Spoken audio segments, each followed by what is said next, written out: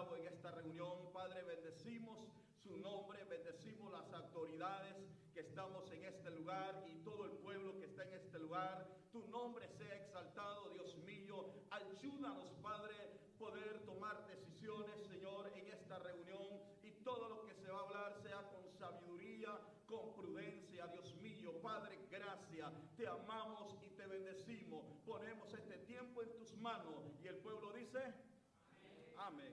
Muchas gracias. Bendiciones.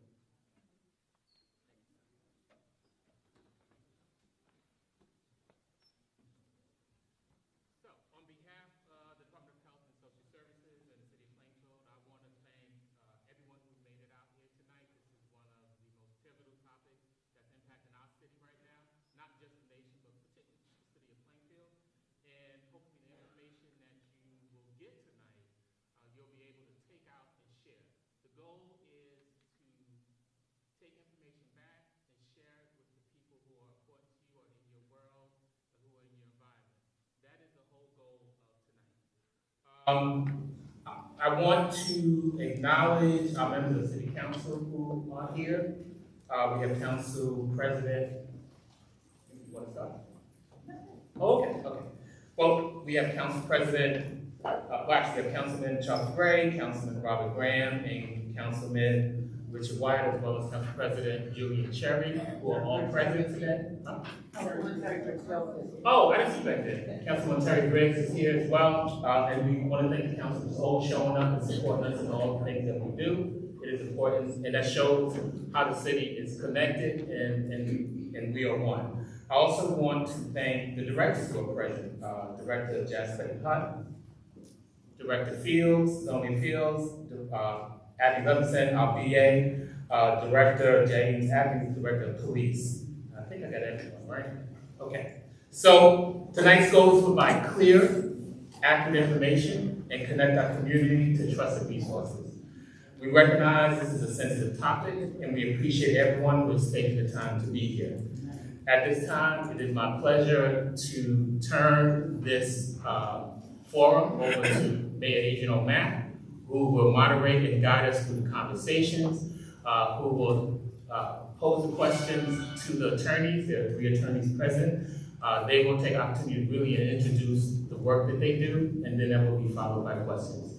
As a timekeeper, we need to be out here by 9:30. So just recognize the time, and I think the attorneys are comfortable saying they can give their information afterwards so that you can have their contact information. Right. So we are ready to go. Mayor Matt. Well, good evening, everyone. Good evening. I want to echo the appreciation for everyone who helped bring this together and for each of you who took the time to attend. In a community like ours, it is important that we create spaces where people can receive clear information, ask questions, and feel supported. We understand that not everyone who needs this information is able to be here this evening. Some are working, caring for family, or may not feel comfortable attending in person. That is why this conversation extends beyond this room. Our goal this evening is to provide useful, accurate information and to ensure that residents know where they can turn for support. We all have been faced with experiences not only in our city, but in our state and nation as a result of that alphabet entity that has been driving fear into our community, especially the immigrant community. And so we believe this is very timely to have this conversation.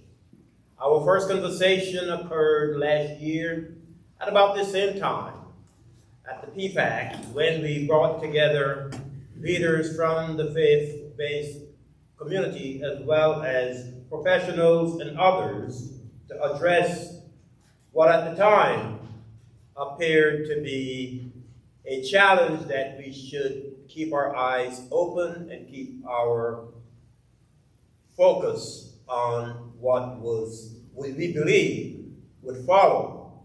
But since then, things have gotten a lot worse. And there's a level of fear in the community that we need to address, and we need to make sure that we have the right people providing the information.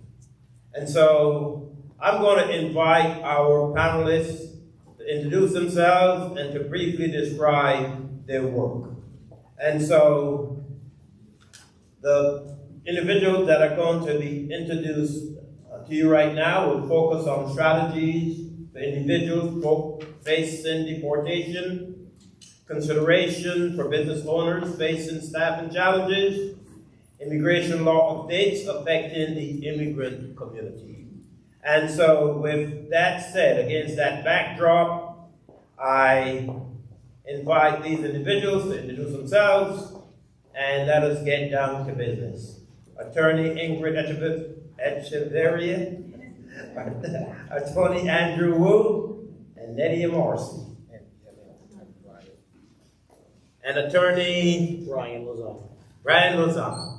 These are individuals who made themselves available this evening to provide information that we all can have and that we all can share and that we can take back to our homes, our communities, our schools, and to everyone who needs this information.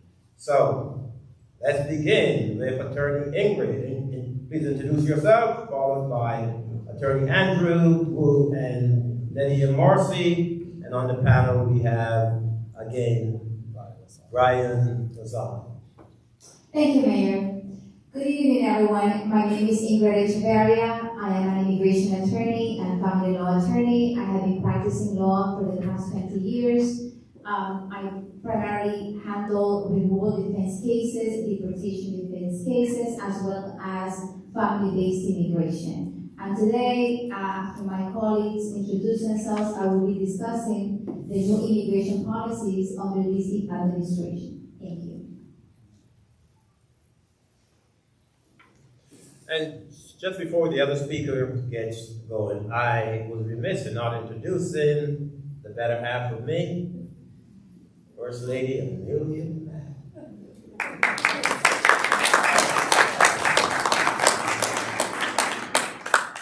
And on the panel also is Maritza Martinez, who has been a fixture in the community and someone who is always there whenever we need her. So welcome, Maritza.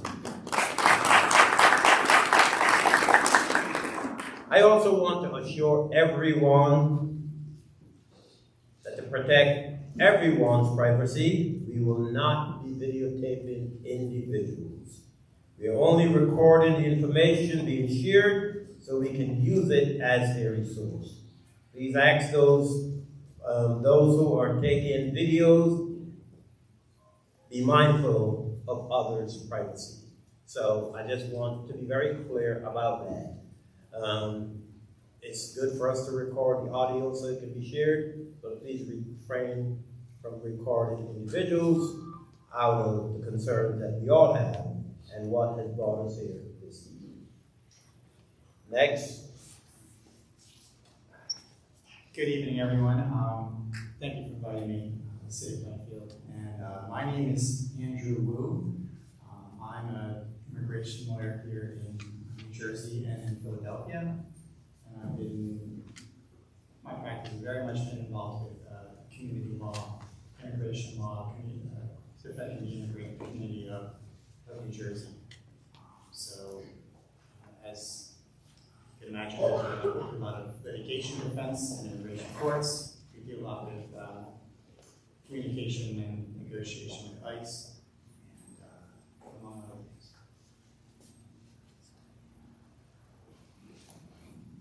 Hi, my name is Nydia Morrissey. I just start off, I'm not an attorney. My name is Nydia Morrissey, and I'm the director of Make Road New Jersey. We are a grassroots member-led organization with community centers in Elizabeth, Passaic, and Perth Amboy. What is sort of foundational to the organization is we are 7,000 members strong, and we organize predominantly immigrant working class families with the idea that the law only takes you so far, and then we need to fight for new local and state laws to improve the lives of our communities.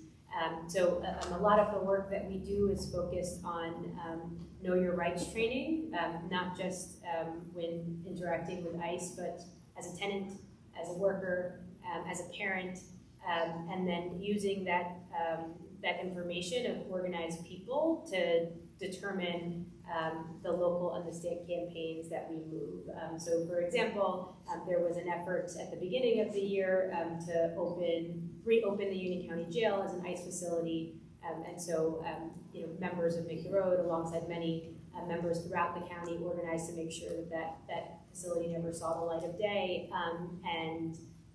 Most recently, members of Make the Road, New Jersey, in collaboration with Wind of the Spirit and New Labor and many other organizations across the state, organized to pass a package of immigrant protections. Is it helpful for me to say that again in Spanish? Please. Okay. So, buenas noches a todos. Yo me llamo Nadia y soy la directora de CESA Camino Nueva Jersey. Yo no soy abogada. Sí tenemos un bufete de abogados, pero yo no soy.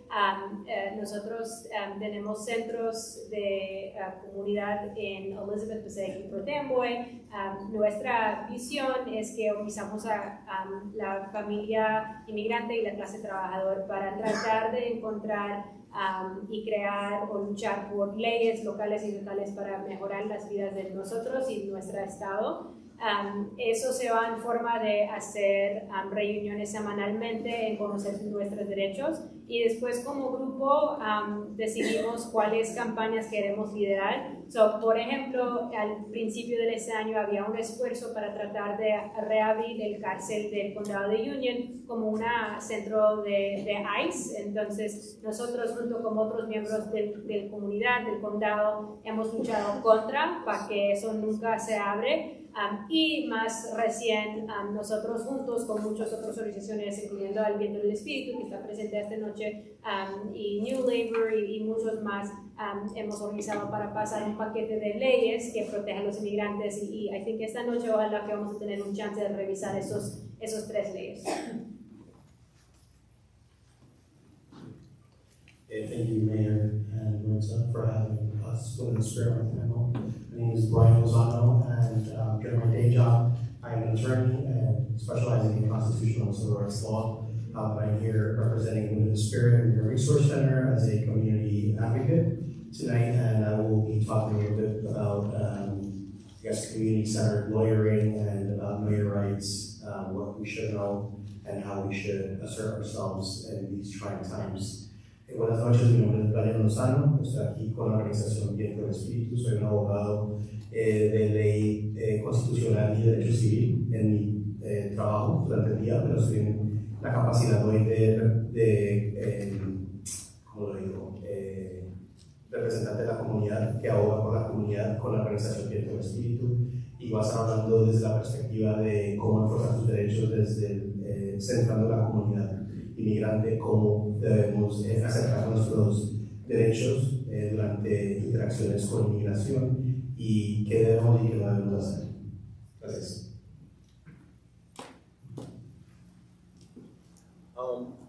So can one of you, any of you, talk about the strategies for individuals facing deportation? I'll be happy to start since they go first, right? All right. So first, I'd like to make it clear that an ICE arrest does not equal or is not the same as an automatic deportation. Just because ICE makes an arrest, that does not necessarily mean that the individual will be automatically deported. El hecho que ICE haga un arresto no quiere decir que esa persona que está siendo arrestada va a ser automáticamente deportada. Hay diferentes maneras que la persona se puede defender de un proceso de deportación. Alright, so when someone is arrested by ICE, let's just talk a little bit about what happens to this individual. So this person is taken to a detention center. The person is, has to go through a protocol, internal protocol at that detention center.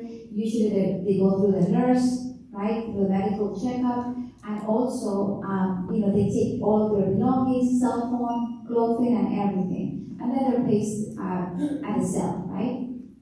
So that is exactly when the case can start, when the family actually is learning, oh, my family member, my friend was arrested, and then they start contacting an attorney. I would take a step back, and we need to be proactive. We already know that ICE is, arresting people who shouldn't be arrested, right? People who have work authorization shouldn't be arrested, and guess what? They are still being arrested nowadays under this administration. So we need to be proactive, we need to have a plan, we need to have an action plan. And what I mean by that is, if you know that you have no legal status or you haven't been able to obtain that green card or that employment authorization card, you need to have your documents ready. What kind of documents should you have ready? Passport, make sure that it is not expired. Your birth certificate, okay? Sometimes, we come from our countries and we don't have a copy of that birth certificate. So you should have a copy of that identity documents, as well as proof of your bona fides of whatever case you may have. If you have U.S. citizen children, copies of their birth certificates. If they're in school, copies of their school records. If your family member who is a U.S. citizen or a green card holder has a medical issue, make sure to have some proof that this person has a medical issue and that is under some type of medical treatment or medication, things like that. If you have filed taxes, copies of your tax returns, all of that. Anything and everything that talks well about you, letters of recommendations, school letters, all of that should be in a folder, right? Just in case you might need it, just in case you get arrested. Because at the time when someone gets arrested, no one knows, like the children don't know, the wife doesn't know, where's the tax return, where's the birth certificate, oh my God, I don't have a passport. And then if you don't have these basic documents in place, that is more time that you will be spending at the detention center. So let's be proactive, let's have all of these documents in a safe place, in a folder, and you should have at least 2 people in your household or somebody outside your household know where these documents are being kept. Okay, that will save you a lot of time and a lot of frustration if someone gets detained. So básicamente hay ciertos documentos que es importante tener listos y tener guardados en caso de emergencia, especialmente si usted es alguien que no ha podido legalizarse, no tiene documentos o está en riesgo de ser arrestado. Documentos básicos como pasaporte vigente, el acta de nacimiento, copia de sus taxes que ha hecho todos los años, todo lo que hable bien de usted, cartas de recomendación, si usted estudió en este país, esas notas, ese diploma, todo lo que hable bien de usted, tenerlo guardado y no esperar a tener una emergencia cuando alguien ya está detenido. Porque entre más preparado usted esté, menos tiempo va a gastar en un centro de detención. Muy importante. So, let's say that someone is detained. The first thing that the attorney will do is to evaluate whether this individual is eligible to come out on bond, right? So there has been a lot of changes regarding bond, right? For instance, one of the major changes is that if someone had any type of contact at the point of entry at the border, unfortunately, they're no longer eligible to apply for bonds. That means that they can still defend their case, they will not be automatically deported, they can still defend the case, but they will have to be detained, right? Except certain circumstances. But that's the rule right now. If someone presented themselves to the border asking for asylum or they were seeking some type of refugee at the border, trying to apply for some form of relief, or if they were arrested at the point of entry, these individuals unfortunately cannot apply for bonds. They can apply, but it will get denied. So, para personas que han entrado a este país y tuvieron cualquier tipo de contacto a la entrada en la frontera, lamentablemente no son elegibles, excepto en ciertas excepciones, a poder aplicar para una fianza. No es como los buenos tiempos de antes, que cualquier persona podía aplicar para la fianza y salvo que no tuviera un récord grave o criminal tan serio, pues podíamos sacarlo bajo fianza. Pero eso ha cambiado. Bajo esa administración, no todo el mundo es elegible para salir bajo fianza si tuvo contacto a la entrada, en la frontera.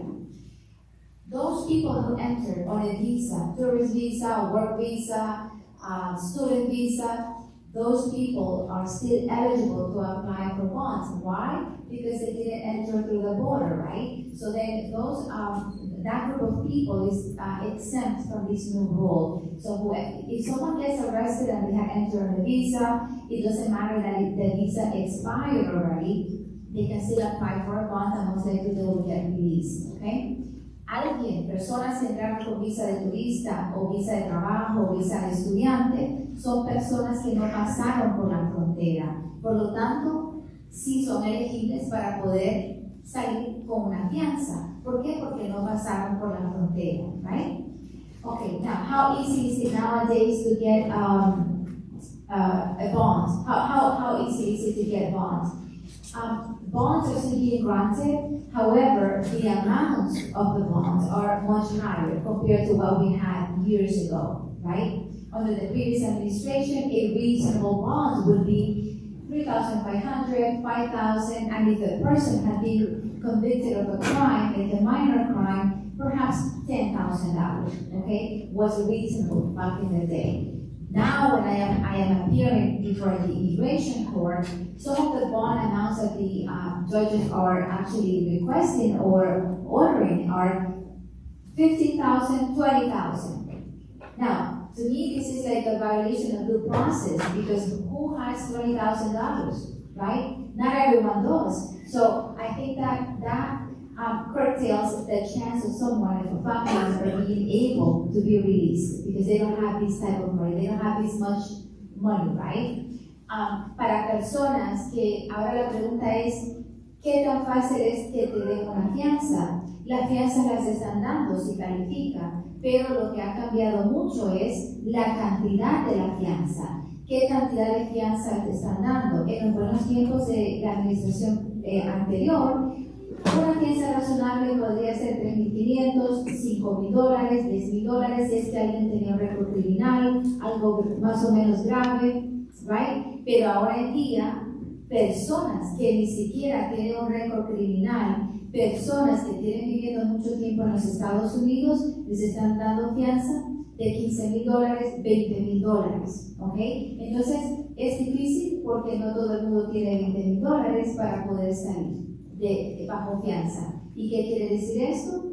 Que tienen que defenderse mientras que siguen detenidos. Así que es bastante problemático porque es, en mi opinión, una violación de los derechos, ¿verdad?, de due process. Entonces, el mensaje es, hay que tratar, hay que insistir, y el abogado tiene que estar listo y preparado para argumentar a favor del cliente y decir, señor juez, $15,000 es una cantidad demasiada exagerada para ese cliente que tiene 10 años viviendo en ese país, tiene hijos nacidos acá, ha hecho sus impuestos, no tiene récord criminal y algunas veces los jueces pueden reconsiderar. So as immigration attorneys, as defense counsel, we have to be stern and firm with our positions and always bring out all the equities that the clients have. In other words, don't accept the $20,000 bond. Say, Your Honor, with all due respect, this person has been in the United States for over 10 years. They have been filing taxes every year. They have no criminal record. Insist, right? Ask the judge to reconsider that amount. Okay, so don't just take it for granted that, oh, if I don't take this amount, the judge would then deny it, right? Because you can always appeal. You can always make an appeal of that determination. And many times, yes, Mayor. I just want to pivot to. Yes, go ahead, Mayor. Let's do it, please. I could be here for 5 hours, Mayor. So, one of the things I also want to remind you of is that to your right and left, we have screens, monitors that are translating from English to Spanish and vice versa. And so you can also focus on those screens. for the translation. And so let's go to some of the other questions that I have here. And so to my far...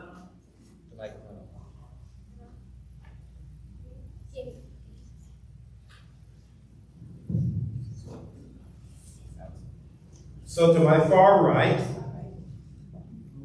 what has changed recently that people should know about?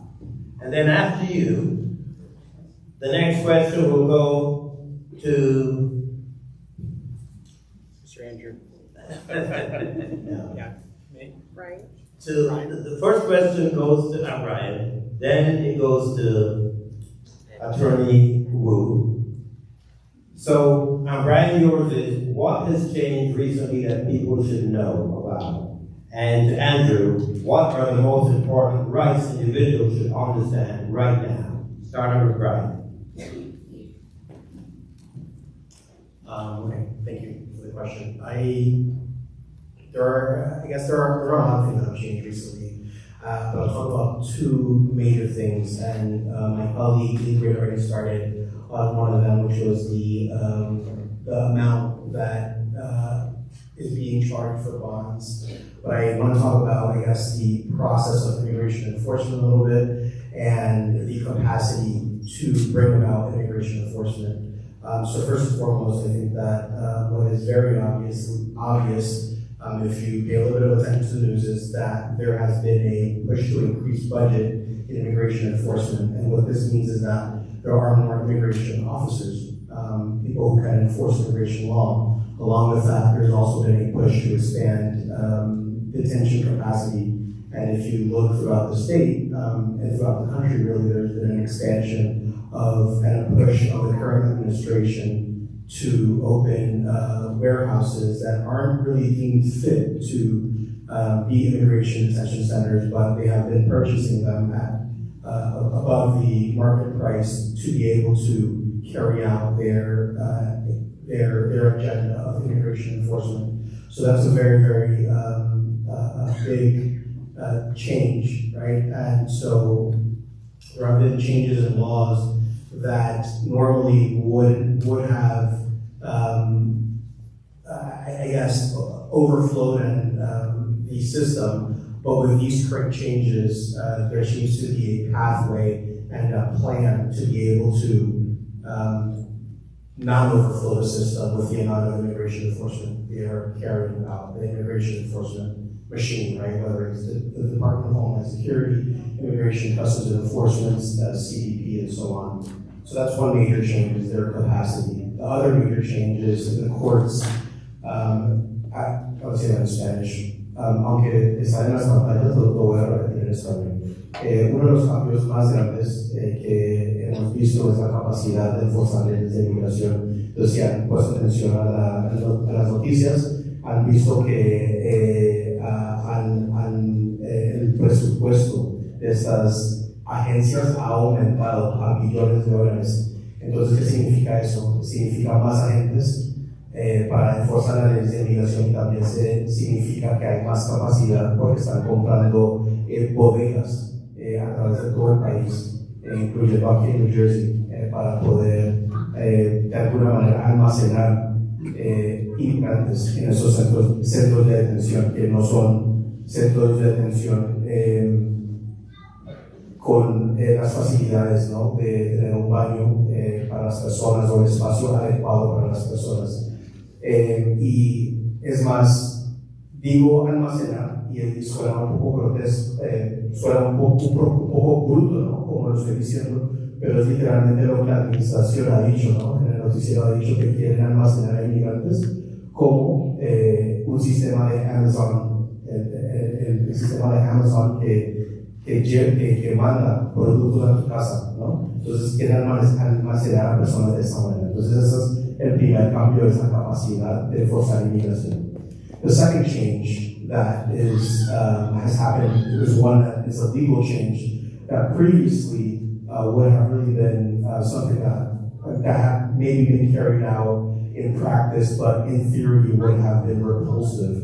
and that's a recent case in Perdomo where essentially profiling now has a legal basis. And so under Perdomo, the courts have said that immigration enforcement essentially can profile based off of race. So if you work in a job that's typical of an immigrant, if you hang out in places that are typical of immigrant communities, so neighborhoods, if you speak another language, such as Spanish, Tagalog, any other language where there is a known dense immigrant community in the state or in the country, that is a basis to enforce immigration.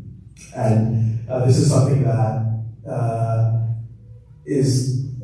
previously, I think most attorneys had believed was enshrined in law that you could not discriminate on the basis of race, religion, nationality, and so on, and now it's being carried out in a manner where that is not so. El segundo cambio, que es más grande, viene a través de las cortes, ¿no? Y es a través de la doctrina legal, y esa doctrina legal específica en el caso de Perdomo, y que se sigue litigando ese caso, pero en este momento los jueces han dicho que está bien discriminar basado en la nacionalidad o raza de la persona. Entonces, ese caso en donde antes, cuando cualquier agente, así sea de policía o de inmigración, enforzaba leyes, así sean de la calle o sea locales o de inmigración, no se podía discriminar basado en cómo se veía alguien o en qué idioma estaban hablando o qué trabajo hacían, ¿no? Y entonces en el último caso que salió, la Corte dijo que ahora hay unos factores que deja discriminar legalmente. Ahora, si una persona está en una área donde se conoce que hay muchos inmigrantes, ese puede ser un factor. Si esa persona habla otro idioma, ese puede ser, que no sea inglés, ese puede ser un factor. Si esa persona trabaja en un sector de trabajo donde hay muchos trabajadores inmigrantes, por ejemplo, construcción, jornaleros, etc., ese también puede ser un factor. Entonces, esos son los dos cambios grandes que yo he visto en ley de inmigración. El primero, como les dije, es la capacidad de enforzar leyes de inmigración, y el segundo es la capacidad ahora de discriminar legalmente cuando están enforzando leyes de inmigración. Now we go to Attorney Wu. Thank you, Matt. I'm going to leave the Know Your Rights section to the people who work on that, and I'll focus on it every single day and talk more about my experiences. I've been living and breathing immigration legal defense for the community here in Jersey. I have an office in Brunswick, but I also have a lot of clients in Central Jersey, including Plainfield. So just to piggyback of what Ingrid was saying, I am seeing, completely agreeing that with the changes of the Trump administration, as well as the courts in the Third Circuit here in New Jersey, as well as beyond, and with the BIA, we've been in a situation where people who used to be able to get bond are not able to get bond. That's not only people who have arrived at the border considered applicants for admission, but even people who have been here for a long time. Traditionally, even entered, undocumented immigrants who did not come in on a visa, but have been here through the border undetected and just have remained here for a long time, including 10, 20 years. They have been affected by a recent court decision called Yavor Hurtado, which was passed in, say, the late summer of last year, which is basically taken the power for judges in immigration to give bonds. It's really just taken it out of the hands of the immigration judge and put it in the hands of the Homeland Security. So yeah, everything that I've heard today, I've been experiencing probably much worse, and it does feel unfair at times. Right now, really important thing to know about that is immigration lawyers have been fighting back, have been trying to find other ways to help immigrants who otherwise are not eligible for bond under these, these legal decisions really moved by this administration. Again, the Hurtado decision is giving no right to bond for anyone who enters without inspection. So knowing your rights, at least I can speak to this. It's very important that you at least consider filing habeas in the federal courts, and that would be outside of the immigration courts. This would be the district court of New Jersey or Pennsylvania or New York. They have been a lot more willing to, and they actually have the power to then decide that, okay, this detention is unlawful, it's without due process, and essentially order that your client, in this case, who needs bond, gets a fair bond hearing. So right now, that's the only way to really give immigrants a chance to at least get the bond hearing. And they may even just get a straight up release if the federal judge believes that the immigration judges are not playing fair. This next question is to Lydia, and I know you're not an attorney, but based on what you've seen and people you're talking to, if someone is approached by immigration enforcement, what should they do? And what are some of the common mistakes people should avoid? Do you have any thoughts on that? Yeah, for sure. Thanks, Mary, for the question. Lo voy a decir en español y después lo traduzco hasta inglés. Tal vez para muchos en esta clima que estamos ya hemos escuchado del taller de conocer nuestros derechos, pero pienso que vale la pena repetirlo por 1000 veces. Voy a revisar de conocer nuestros derechos en la casa y después en la calle. Y es la cosa como panorama que es súper importante que todos nosotros reconocemos es conocer nuestros derechos. No solamente es suficiente de que nosotros mismos sabemos, pero es muy importante que los niños también están participando en estos talleres de conocer nuestros derechos. Yo sé que a veces estamos en casas donde la mamá o la papá está cocinando y a veces estamos diciendo a los niños que se abre la puerta, entonces es muy importante que toda la familia conoce los derechos y sabe lo que debemos hacer cuando estamos interactuando con ICE. Y la otra es que esta información más que podemos ampliar, más que podemos asegurar no solamente a nuestra familia, pero el edificio entero, el lugar de trabajo entero, Entonces, si vives en un edificio, a veces algunos de nosotros vivimos en apartamentos donde tienes que bajar las escaleras y ahí se encuentra la puerta principal y solamente si abres la puerta principal y subes las escaleras vas a encontrar los demás apartamentos. En esos casos, no queremos que ahí se entre desde el principio, entonces muy importante que estamos andando por todo el apartamento o la casa donde hay múltiples para decir, ustedes saben qué debemos hacer en caso que ahí viene.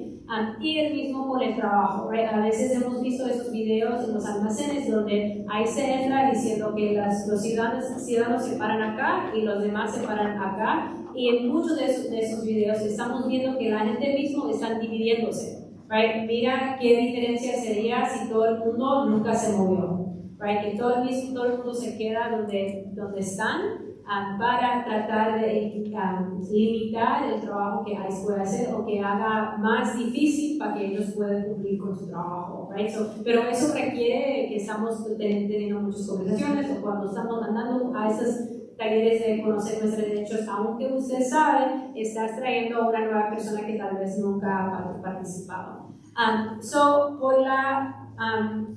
Como la primera es, todos nosotros tenemos 3 derechos constitucionales. Alguien me puede decir que esto no es como muy interactivo, pero voy a pedir. ¿Alguien me puede decir cuáles son nuestros derechos constitucionales?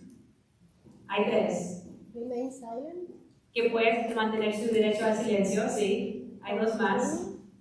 For an attorney. Tienes acceso al derecho a un abogado. Y el último. hacer una llamada telefónica?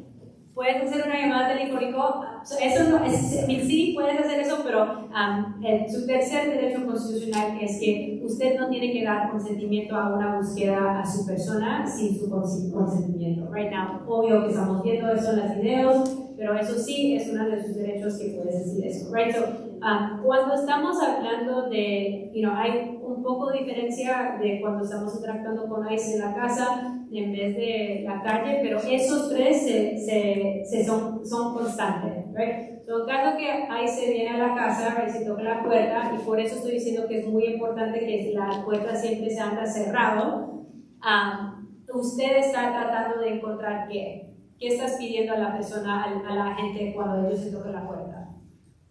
Una orden. Una orden. ¿Y cualquier orden? Just one second. There will be an opportunity for questions. Oh, sorry, I'm asking a question. Yeah. So let's just continue. Okay, no vamos a hacer todo interactivo, yo lo voy a decir, pero suena como que muchos ya saben, entonces cuando se toca la puerta, estás tratando de encontrar un orden firmado por un juez, right? Y es súper importante que todos nosotros conocemos la diferencia, porque muchos agentes se andan con órdenes firmados por un agente de ICE. Y si ellos no pueden presentar el orden, no tienes que abrir la puerta, right? Puedes seguir haciendo sus cosas en la casa, déjalos ahí en la puerta tocándolo hasta que se cansan. Pero sí sabemos que a veces, y hemos visto sus videos, la gente se deja la puerta abierta porque hay mucho calor o se olvidaron de cerrarlo y ahí se entra, right?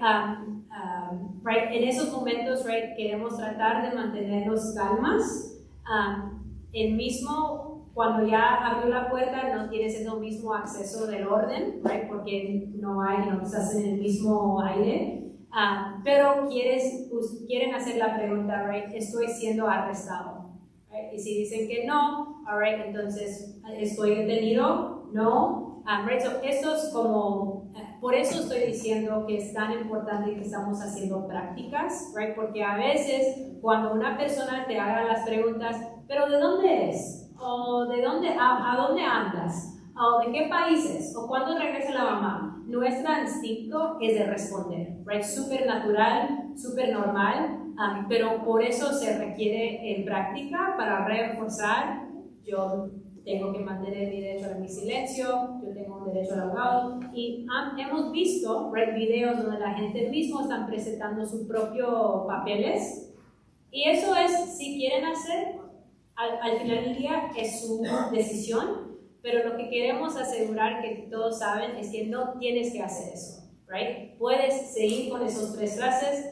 Estoy manteniendo mi derecho a la silencia, yo tengo un derecho a un abogado, no estoy dando consentimiento a esta búsqueda. Now, si ustedes quieren ir más de eso, right? Quieres presentar sus papeles, quieres meterse en una conversación con un agente, eso, como ustedes deciden. Pero al básico, todos deben saber que siempre puedes mantener y puedes ser constante con esos tres.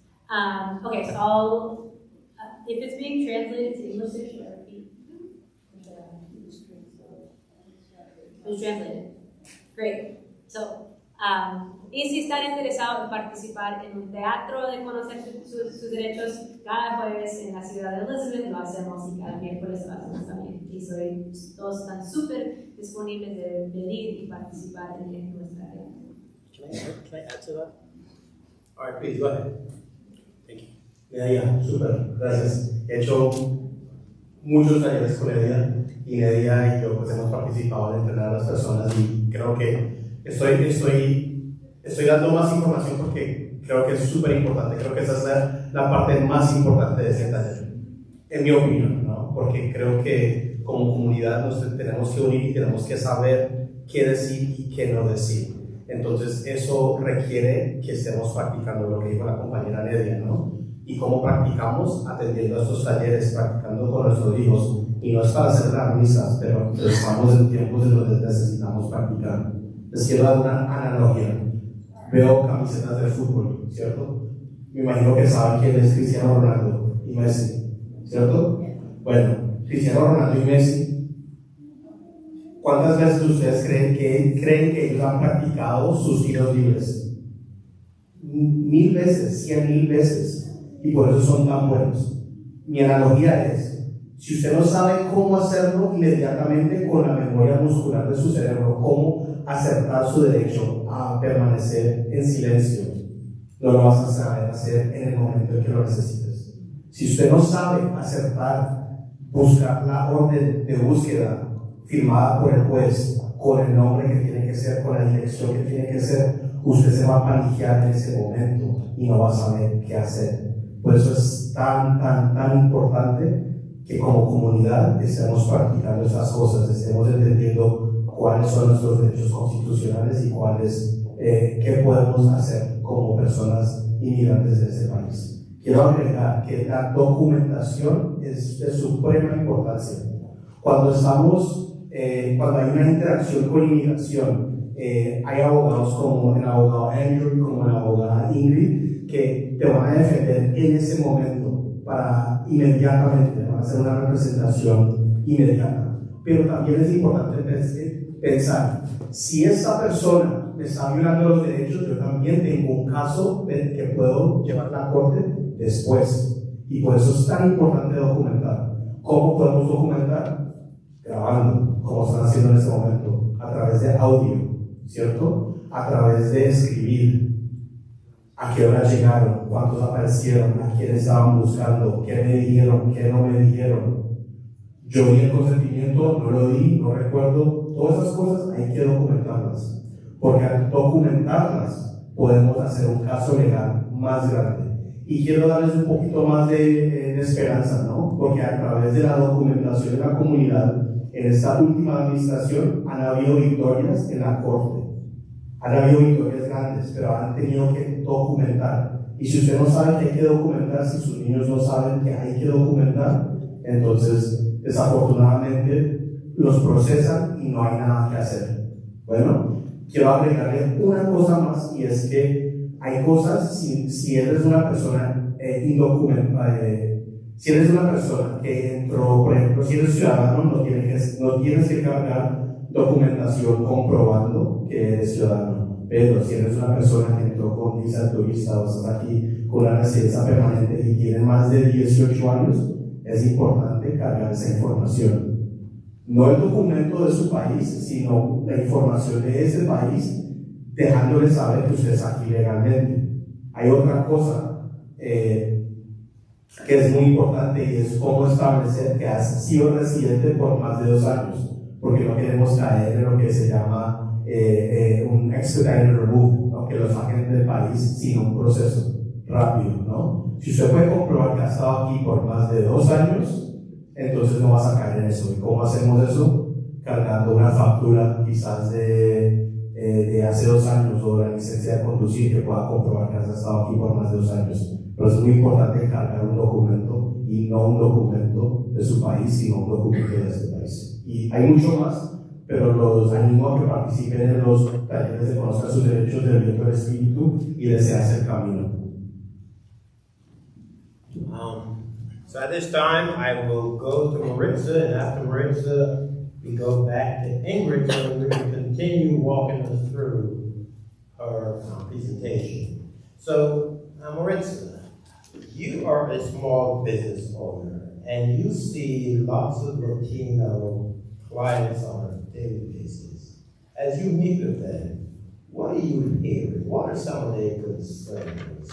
And what might this panel or anyone be able to do or suggest to the people that you meet with on a regular basis to allay some of their fears and concerns? Yes, my name is Maritza Martinez. I'm also one of the commissioners here for the city of Plainfield, and I work very closely with the Hispanic community. I have an office which we help a lot of our Hispanic community in many different things. My Hispanics, sometimes they don't even know how to make an appointment to the doctors, or any sources, like for example now everything's online, like unemployment, IDE, things like that is very, very hard. Like they don't know, some of the Hispanics don't know the English, the language, so our office is to kind of help them and guide them. So people are coming to our office with many fears, and we're helping them to make a lot of them right now power of attorneys, which I think is a very great thing,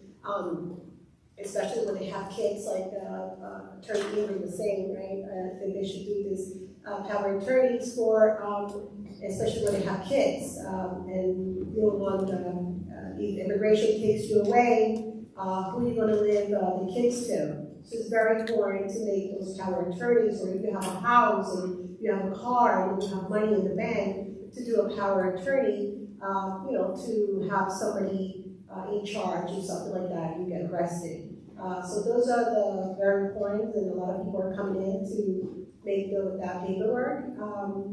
And a lot of people, it's just the fears, and what I'm hearing a lot that they're doing, which is so nice, people from the churches and things like that has documents, and to the parents that they're illegal, they're helping them to pick up the children, and some of them to drop them off in school, because some of the parents are just very, very scared. Because it seems that in the city of Plainfield, immigration has, it's almost every day it's here in the city of Plainfield. That's number one. And then two, so that's a big help. When we had the rally with all the students at the city hall, it's just seeing all those students crying and seeing and hearing from them their stories that they're doing the food shopping for the parents and stuff like that. It's so sad to hear that. So I just hope, and let's just pray that all this thing ends quickly, and just to be something, to come up with any idea, like a reform or something like that, because we need something like that. So it's just people are afraid, and I guess with all the people here, and I guess your organization, that's a great idea to teaching them. I think that's a wonderful thing to teach them about their rights. I also see this red card that the mayor has. This is whoever it's here. This red card is very, very important. It actually tells you about your rights. So I guess whoever we need this red card, if somebody we need at the end, this red card, it tells you about all your rights. So this is one of the great information for you to have. That's all. Well, thank you, Maritza. Now we go back to Ingrid for her to continue walking us through some very important information. All right, thank you, Mayor. Before I continue, I just want to acknowledge the presence of Pancha Commissioner and Community Leader Flor Gonzalez, who's here with us too. Thank you for everything you do for our community for so many years. We appreciate it. All right, so two more things that I wanted to discuss, Mayor, with regards to important changes, and this is in the context of immigration court, are that what the government is doing now, what judges are doing is that they're pre-terminating the cases. And what this means is that the person doesn't have, the applicant doesn't have an opportunity to give testimony or to present their witnesses. So if you have a pending case before the immigration court, make sure that you work very, very closely with your attorney. And of course, your attorney has to file an opposition to that intent of that judge to pre-terminate your case. Because, again, you have to be a strong litigator and don't accept what the judge says by saying, oh, I intend to pre-terminate your case. You need to say, Judge, I oppose that determination and intend to submit my opposition and make that opposition. We have had a few cases where the judge intended to pre-terminate the client's case, and we said, Judge, we oppose that and we need time to submit that opposition, and we prevailed. So you need to be strong. Una de las cosas nuevas que está pasando en las cortes de inmigración es que las cortes, los jueces están preterminando los casos. Lo que esto quiere decir es que el aplicante no tiene chance de presentar su testimonio, de presentar sus testigos, pero su abogado tiene que trabajar muy de cerca con su abogado y su abogado debe de oponerse o presentar una oposición a esa preterminación de su caso. En nuestras oficinas hemos tenido varios casos donde el juez tenía la intención de preterminar el caso, nuestra oficina se opuso y pudimos ganarlo. Entonces, por favor, no tomen la decisión del juez como ya esto es lo final. Su abogado tiene que oponerse y litigar para usted. Otro cambio importante es para las personas de países latinoamericanos que ahora el gobierno nos está aplicando los agreements, los arreglos que han hecho con países, con terceros países como El Salvador, Honduras, Uganda, Ecuador, Guatemala, que por ejemplo, si tenemos a alguien de Ecuador o tenemos a alguien de Colombia y está pidiendo un asilo político en los Estados Unidos y esa persona ingresó a los Estados Unidos en noviembre del 2019, le están mandando a un tercer país. Entonces, alguien de Ecuador lo puede mandar para Guatemala o lo puede mandar para El Salvador o para Uganda. Entonces, es importante saber qué es lo que está pasando en cortes y hablar muy de cerca con sus abogados para tener un plan de acción. ¿Qué pasa si este corte me quiere a mí aplicar este ACA Agreements y me quiere mandar para un tercer país? En ese caso, usted y su abogado se debe de oponer y decir al juez que está de desacuerdo y necesita tiempo para someter una oposición y explicar por qué no lo debe mandar para un tercer país. Pero eso aplica solamente para personas que entraron a los Estados Unidos noviembre 19 del año 2019. So another change that we need to be aware of is the ACA agreements. The ACA agreements are agreements entered between the United States and other third world countries, such as Honduras, El Salvador, Guatemala. And what happens is that if the applicant entered the United States on or after November 19, 2019, and someone is applying for asylum, the judge will not take their asylum application. They will actually want to deport you to one of those countries. But that's not the end of that. Your attorney can oppose that determination, and sometimes you can prevail. So never take that judge's decision as the last decision. You need to always oppose, you need to appeal, and I'm sure that you can prevail. Those are two major changes, Mayor, that I wanted to discuss. I have more, but I'm going to pass it on to the next colleague so all of us have a chance. Is there anything else that any of the panelists would like to say to the audience before we go to them to questions? Yeah, I can add one more thing, Mayor.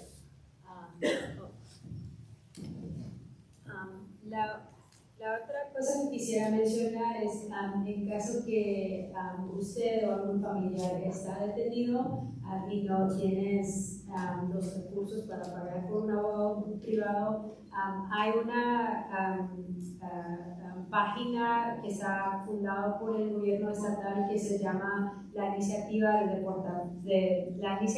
de Defensa contra la Deportación y Detención. Y podemos pasar ese enlace ahí donde vas a encontrar los 4 o 5 grupos estatales que están fundados por el Estado, que se da representación gratis para los que están en deportación o detención. El otro recurso que quisiera compartir es en caso que no tienes los suficientes recursos para llenar el comisario de una persona detenida, o maybe la familia no se siente seguro o confortable visitando a una familia en detención, pero quieres que esa persona reciba visitas o que alguien se acompañe a esa persona a su corte. Hay una organización increíble que se llama Primeras Amigos, First Friend en inglés, y ellos ayudan a poner dinero en el comisario de una persona y también ellos ayudan para hacer visitas en el centro en caso que usted no se sienta confortable o si quieres que ellos también tengan un acompañante en el corte o cualquier otra cosa para compartir. Okay.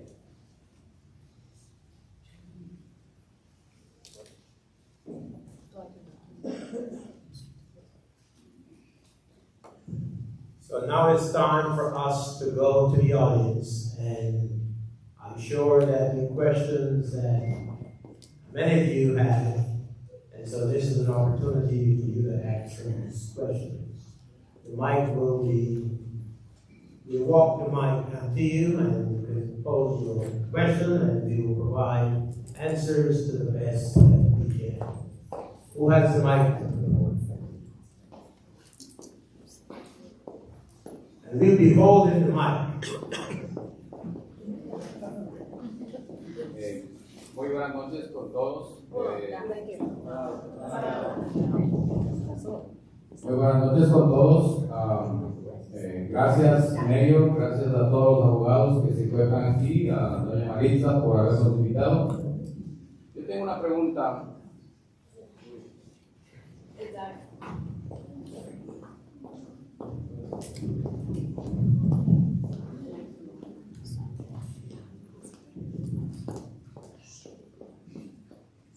Disculpe, no sé si me escucharon. Gracias, Mayor, gracias a todos los abogados, a doña Maritza por habernos invitado. Mi nombre es Dylan Vargas, corro una academia de soccer, non-profit, aquí en la ciudad de Plainfield. Mi pregunta quizás para la abogada Ingrid. Nosotros, como le menciono, tenemos una academia en que los muchachos viajamos a diferentes estados. Y ahora con lo que he escuchado que ICE va a estar trabajando en los aeropuertos, yo quisiera hacer una pregunta. Los muchachos hemos viajado local, muchachos que pues la verdad no tienen documentos, hemos viajado local, no hemos tenido ningún problema, nos han pedido solamente un ID de la escuela o simplemente el pase de abordar. Pero con lo que se escucha, ¿usted cree que puede ser un problema ahora tal vez poder nosotros aceptar alguna invitación tal vez de Los Ángeles, California, para que mi academia pueda ir con los muchachos para allá, por no arriesgarles a ellos, sabiendo las cosas que están sucediendo? Gracias por su pregunta. Disculpe, los muchachos son menores de 18 años, tenemos muchachos que viajamos de 14, de 16. Los quisiera saber para yo transmitir a una gran comunidad que tengo liderando. Entonces quiero darles una tranquilidad a los padres también, ya que hemos perdido muchos niños por el miedo de los padres que no quieren salir. Y también quisiera hacerle adicional una pregunta. ¿Inmigración podría agarrarle a los niños? Gracias. Gracias por su pregunta. Lamentablemente sí corren el riesgo, bajo las nuevas normativas, bajo los nuevos enforzamientos que está haciendo ICE, y no importa que sean menores de edad, podrían ser arrestados y ser puestos en un centro juvenil mientras que los procesan. De hecho, se han visto recientemente varios casos donde los jóvenes tenían casos pendientes de estatus juvenil, Special Immigrant Juvenile, y ya tenían permisos de trabajo, pero como su fecha de prioridad no estaba corriente para poder proceder a la residencia, los arrestaron, los pusieron frente a la Corte de Inmigración, porque no importa que sean menores de edad, pueden ser arrestados también. Así que mi sugerencia personal sería, para evitar el riesgo, mejor no participar cuando toque viajar, lamentablemente por ahora. Eso puede cambiar, claro está, pero actualmente es bastante riesgoso. Gracias. And to the audience, if you will limit what you have to say, if you want to make a statement for 30 seconds and then ask your question. You want to make room for as many people as possible. Right. Good evening, Mr. Mayor, your panelists, city residents. My name is Jose Sanchez. I work in the Plainfield Public Library as an ESL director. My question is, what should be or stand against ICE? We usually have an attendance of 100 to 120 people daily in our library, but due to ICE, the latest rates or attendance have decreased. So my question is, what would be our posture? Like, what is our stand? What should we do in case ICE is pretending to get into the library? What we should do? Are we allowed to hire students, or are we supposed to confront ICE? What should be our stand?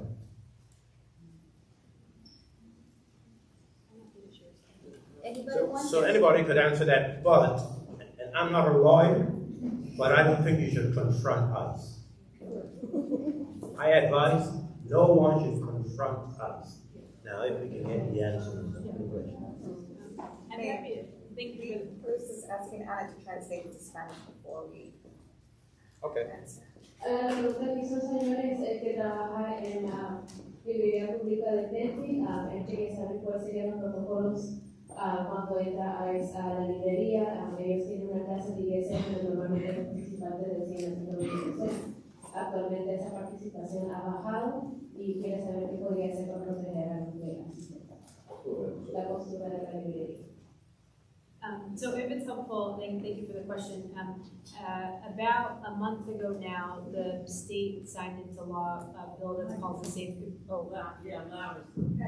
that better? Yeah. Okay. About a month ago, the state of New Jersey passed a law called the Safe Communities Act. And basically what it requires is the Attorney General to issue model policies about how public places can best interact with ICE. Now, those model policies have not yet been issued, but they are potentially a good first step to reference. Now, you can reference those model policies. You can also, folks have the discretion to sort of go above and beyond. That'll be the floor, not the ceiling. I think probably some other parameters that may be helpful is you are able to create a space so long as it is an equitable space. So like, for example, an emergency room, anybody can go into an emergency room, right?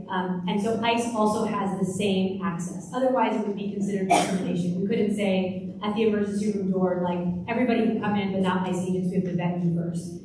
But like, ICE can't go past the emergency room because nobody can, right? Like, you have to get vetted by the charge nurse at the front to say who can go back there or not.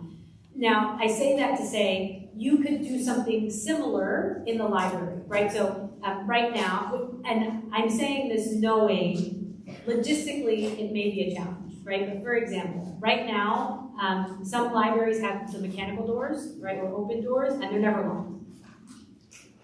You could not start locking the door and saying, anybody can come in but not us. That's not okay.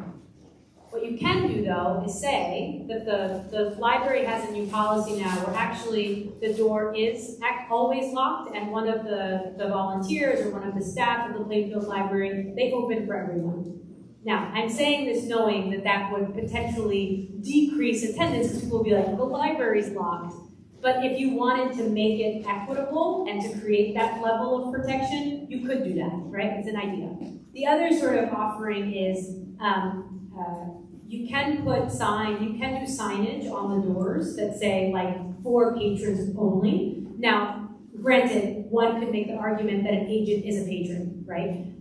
But the two of the things that are helpful for that is the first is it sends a signal to agents that the library is aware of its rights, right? Otherwise, how would they have known to put up a sign that says, no one can come into this building unless they have a warrant signed by a federal judge, right? Now, granted, again, they can come in because anybody else can come in, but it signals something. The second is it can help with community safety, right? Because it's also signaling to community members that you know. Other things that we have seen in other cities is that libraries or schools will host trainings where they'll explain to community members, like, this is what our process is. We know it's not perfect, but we want you to know what to expect in the spaces. If you aren't, I can sort of go on, and I'm happy to sort of sit down and sort of think thoughtfully and collaboratively about like what works best for your library. You can also do the same thing for other parts of the library, right? Where you say like, actually the children's section is closed to everybody unless you're with a parent and a child. And in that way you can sort of recreate what you attempted to create at the main door in different sections of the library. I know this is not an ideal situation, and typically, we would have all people's due process rights protected and honored, but these are lawful, equitable caveats and how we can make sure that people feel more protected and more comfortable patronizing the space.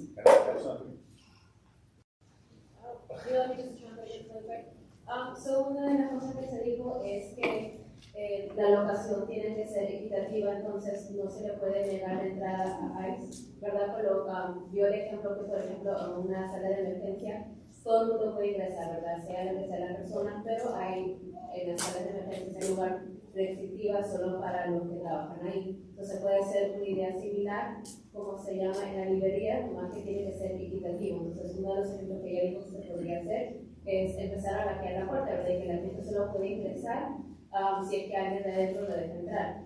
Lo que causa este problema es que a veces la gente se podría molestar un poco porque ahora la puerta está laqueada y tienen que esperar que alguien deje entrar. Pero eso es equitativo para todos, ¿verdad? Una persona desde adentro te tiene que dejar entrar. Y otro ejemplo que hizo es también, especialmente con los sectores de la librería de niños, ¿verdad? Pueden poner una póliza que se dice, ¿verdad? Que solo gente, a los padres de los niños pueden entrar con los niños. Entonces, con tal que la locación sea equitativa para todos, no se está rompiendo las reglas. También se dijo que podría ser un programa donde se le explica a la comunidad cuáles son las nuevas pólizas de cómo la librería actuaría. También dijo que se podrían poner carteles en las puertas que se dice que no, la librería solo para los clientes, pero también se puede argumentar que los agentes de ICE se pueden considerar clientes, pero al mismo tiempo uno está dejando en escrito y en un statement de las pólizas y lo que quieren hacer. You know, my concern was because the rates from ICE are every day more and more aggressive. And we have already conducted some seminars and workshops. We have passed out cards with everything they have to say. But I think we should do more. I mean, we don't know, sometimes they're doing their rates at the corner of the library, and that is supposed to be a safe place for our residents.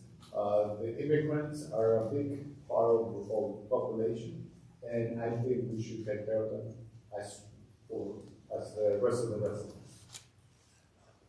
Let me just say something quickly.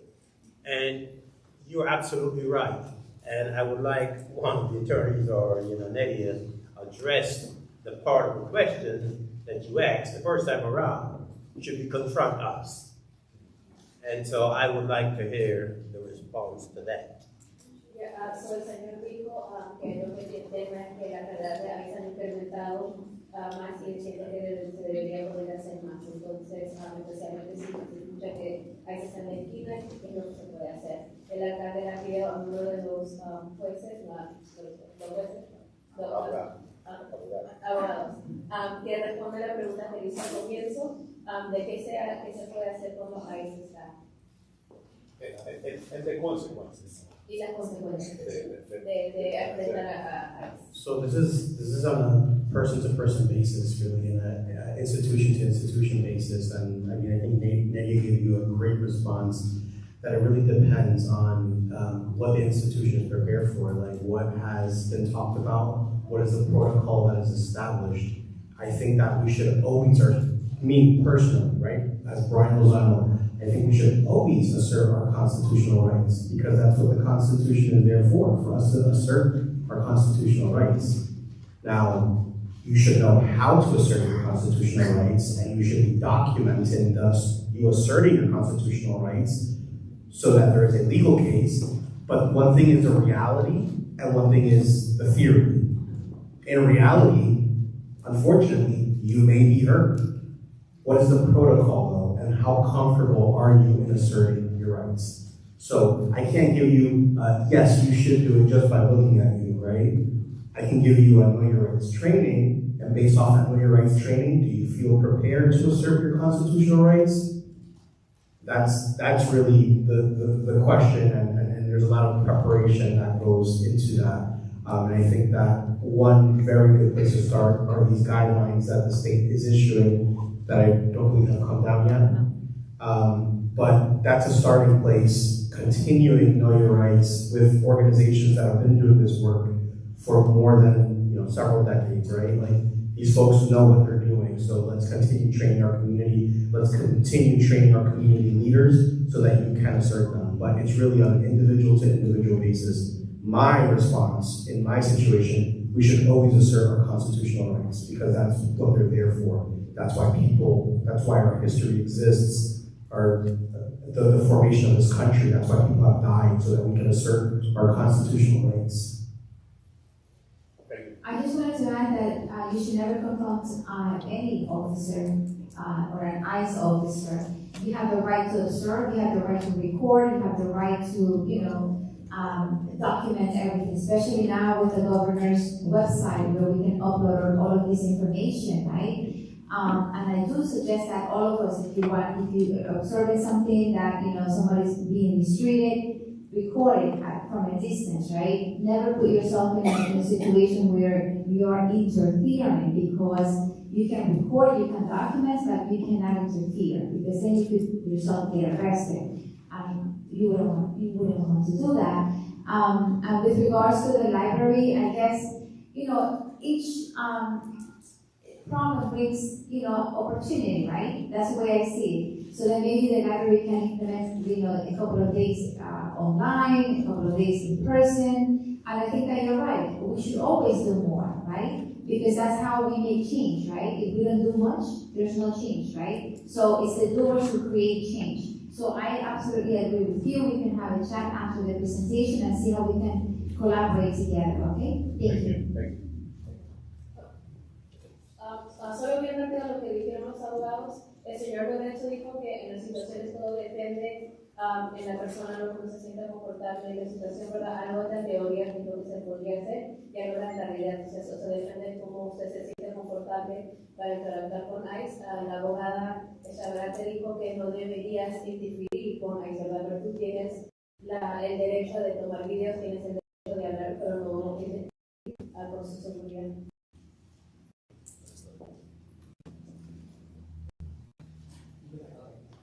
Hello, good evening. My name is Sebastian Torres, resident here of Plainfield. I wanted to start off by thanking all the panelists tonight for coming by.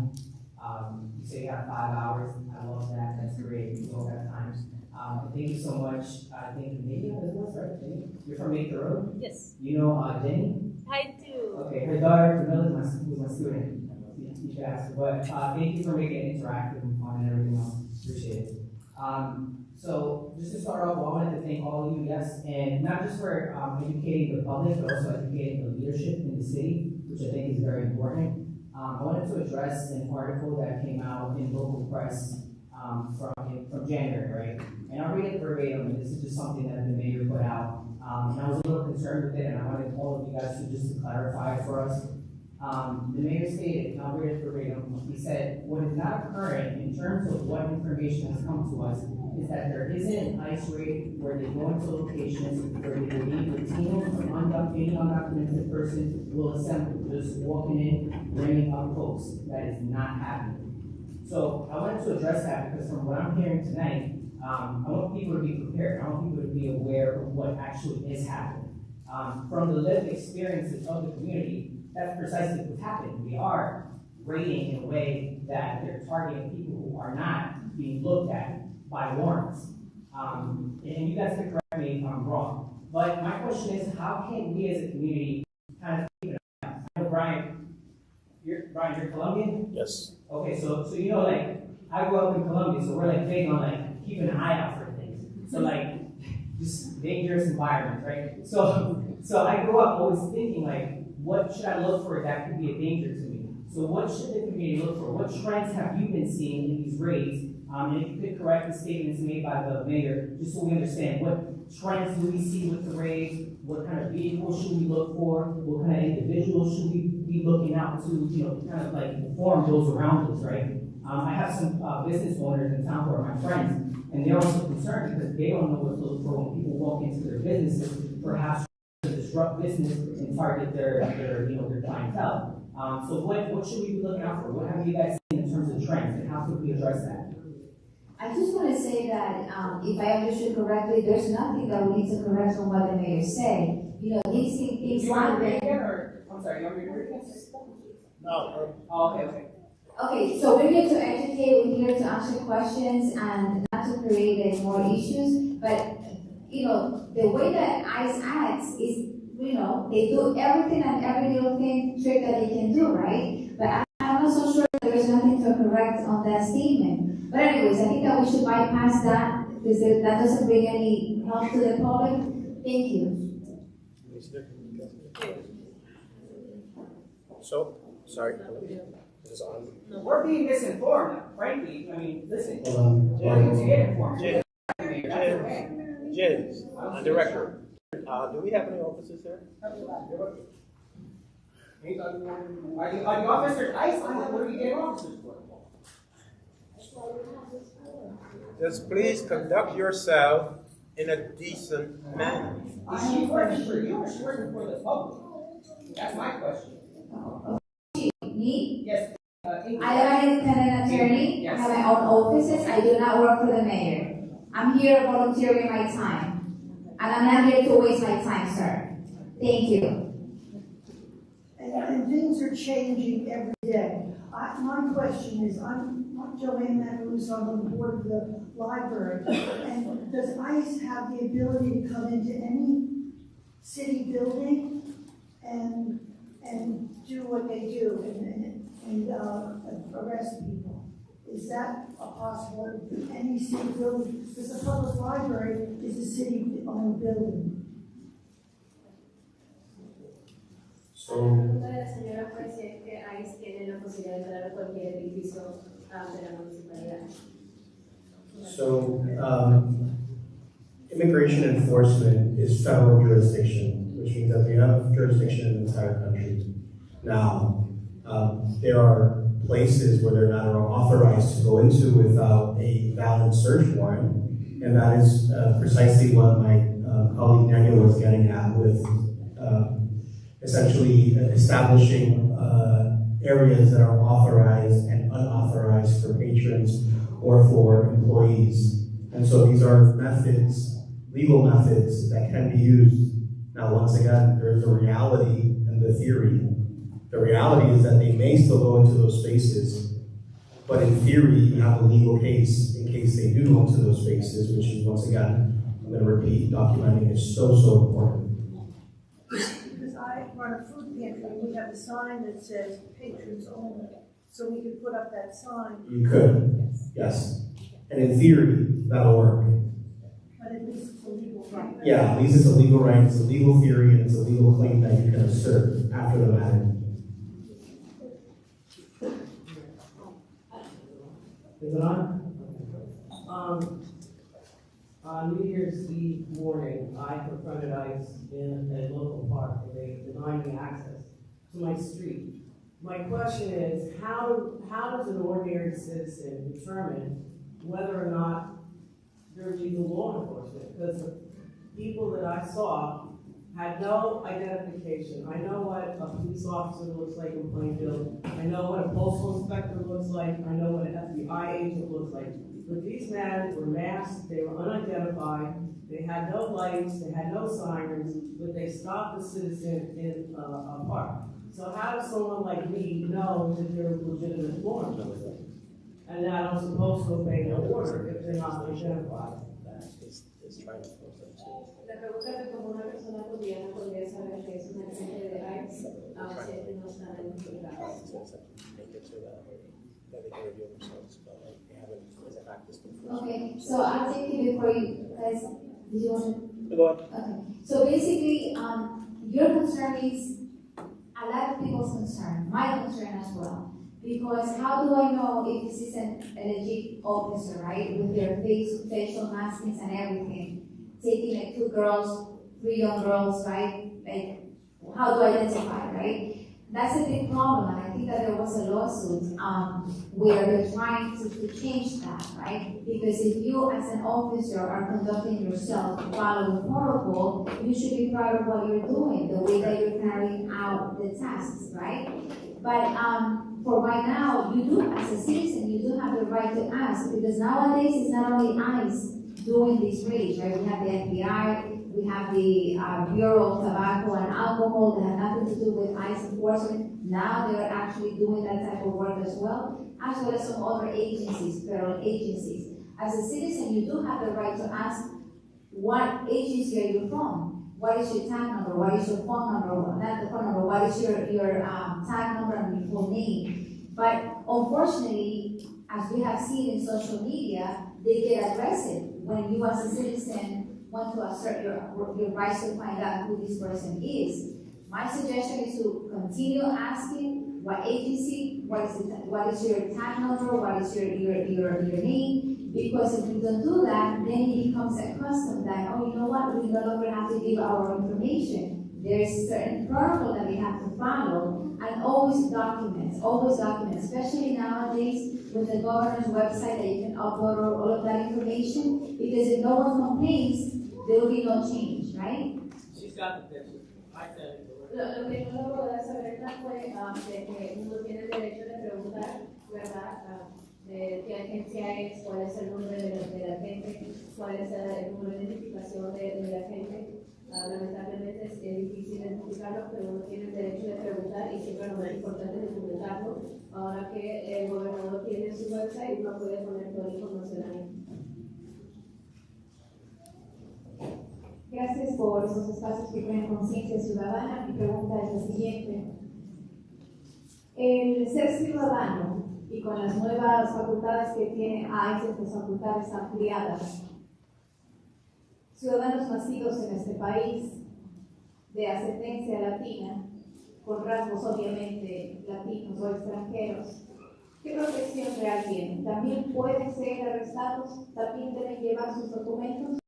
Porque uno de los abogados indicaba que el ciudadano no era necesario que llevara su identificación de este país, pero a su vez también se nos indicó que se ampliaron las facultades de ICE para detener los temas de raza o idioma.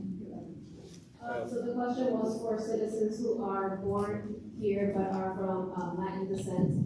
Is it important for them to also carry the documentation, because one of the lawyers had brought up that the range in which ICE conducted itself has widened. Bueno, ahora responder en español para que, pues para facilitar el entendimiento. Otra vez, es una de esas respuestas que quizás no nos va a dejar satisfechos, pero depende de su preferencia individual de ciudadano, ¿no? Si eres un ciudadano que, pues eres ciudadano, ¿no? Por ley no tienes que andar con documentación comprobando de que eres ciudadano. Por ley no tienes que hacerlo. Ahora, la realidad es que en esta administración ciudadanos se han visto afectados simplemente por donde viven, cómo se ven, etc.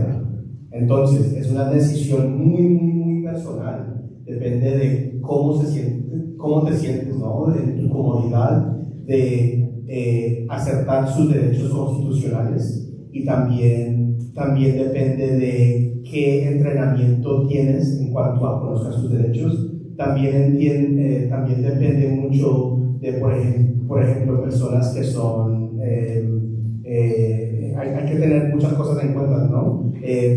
Hay una familia que depende de mí. Si me llevan a un centro de detención, aunque yo tenga papeles, ¿cuánto tiempo voy a estar ahí? Y si mi familia depende de mí, ¿quién va a cuidar a esas personas?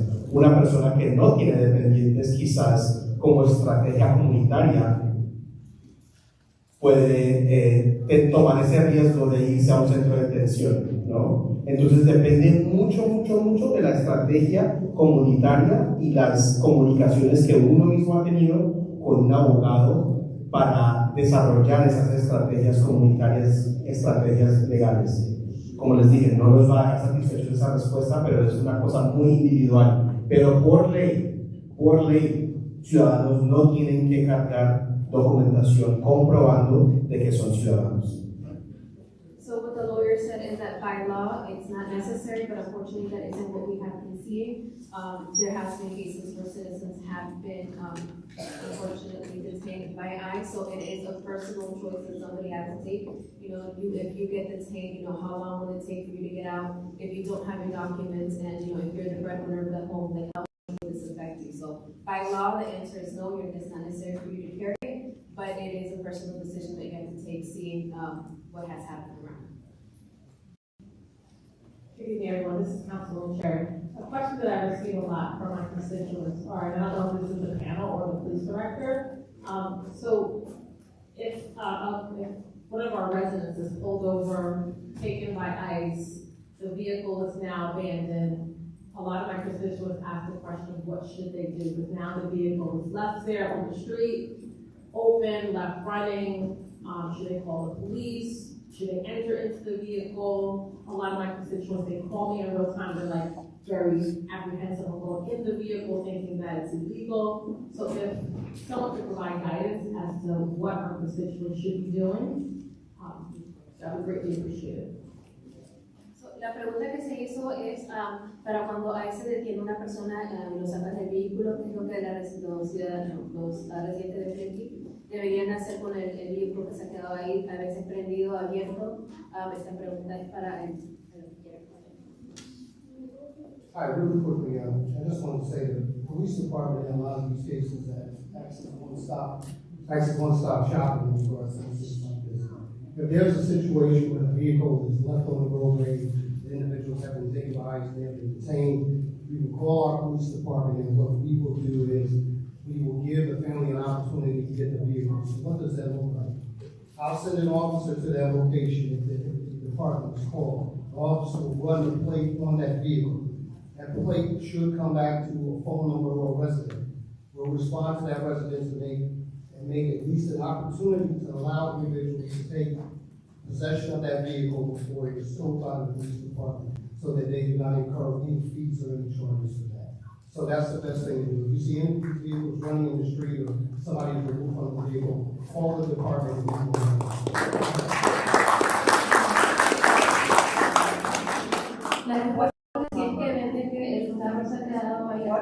que deberían llamar a la policía y dejarles saber del vehículo. Lo que va a hacer la policía es correr las placas del vehículo. Esa placa le va a dar un nombre y un número de quién le pertenece y le van a dar la oportunidad a la familia para poder recoger el carro antes de que tenga que ser llevado por la grúa.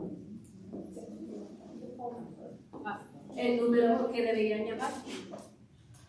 There's several numbers to the police department, non-emergency, 908-753-3131 or 908-753-3360. So, hay dos números que pueden llamar. Uno es el 908-753-3131. El otro es el 908-753-3360.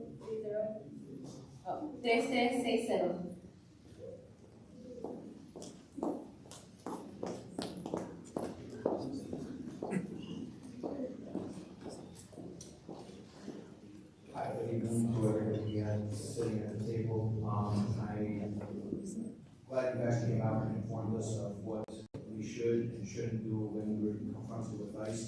But my question is more like the young lady from Elizabeth. She says she holds seminars with people to explain to them what to do and stuff like that. I also know that in Elizabeth they're being held seminars to help people who are not here as legal status and to help them along to starting the process of becoming a legal person here. I just want to know why I'm not hearing about these seminars here in Plainfield.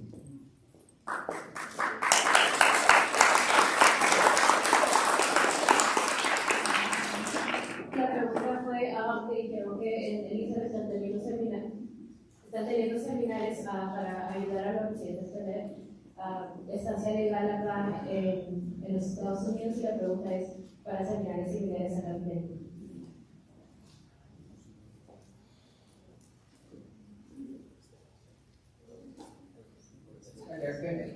Are they going to answer?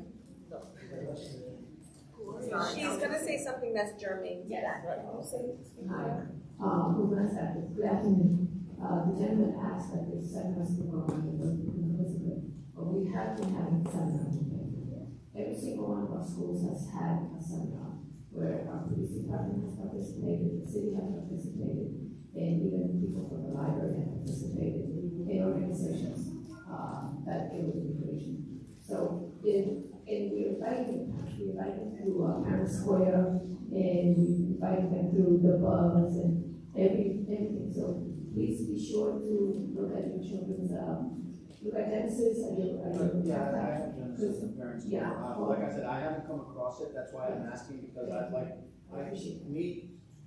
I'm not one of the persons that needs to go, but I have a lot of friends that keep asking me, which routes we should be able to take or whatever to become legal here in the United States, and I don't know what to answer them. And I found out through my sister, who was in Elizabeth, that there's people actually helping illegal immigrants on the path to We have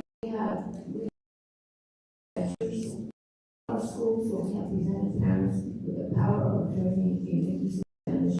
We have people that are helping them fill it out. We have people we have a list of notary publics so that you don't get charged. So, I'm just saying in Spanish.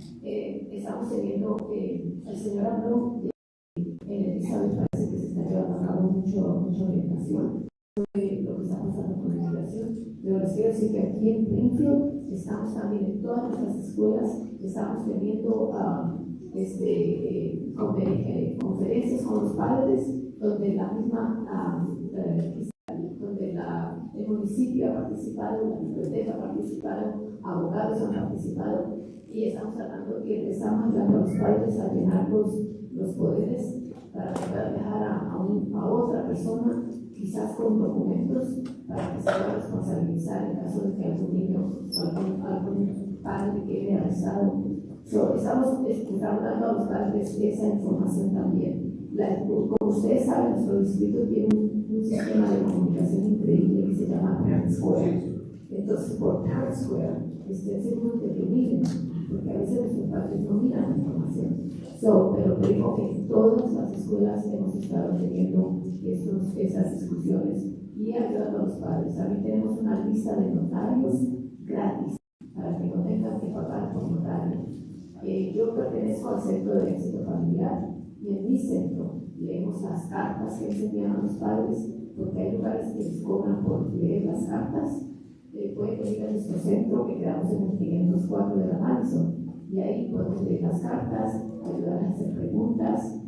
Como saben, nosotros en las escuelas estamos teniendo mucha responsabilidad. Y en nuestras escuelas, si llega inmigración, los principales tienen que inmediatamente llamar a la oficina principal y la oficina principal de inmediato habla con nuestro sistema legal y le envían a ese director de la escuela un protocolo a seguir. So what I was telling him is that in the school district, we have 14 schools. In our school district, if immigration comes to the door, the protocol is for the principal of the school to stop, call downtown, call the main office immediately. Our main office will contact our legal department, and our legal department will give that principal protocols to follow. So in our school district, principals don't have to deal with these situations by themselves. They have to stop and immediately call our district office to get directed. Thank you. And I think my colleague here from the library, he said they've been having, they've also been having trainings. All right, so let's say I have kids, so I can use Parent Square. But there's plenty of people here in Plainfield that have no kids. Yes. Is there a possibility to make like a mass mailing? Listen, if you want Yes. to, For those kind of people, we have the library. Unfortunately, right now, the library is closed because we're under construction. But we're about to reopen, hopefully the middle of April, and we will have a reopening ceremony in June. But we do have these type of events. We have seminars, we have workshops. But we're under construction and we're about to restart all these initiatives in April. So next time, just drop by. A lot of programs, a lot of things that are going on right now. So we'll have to make more.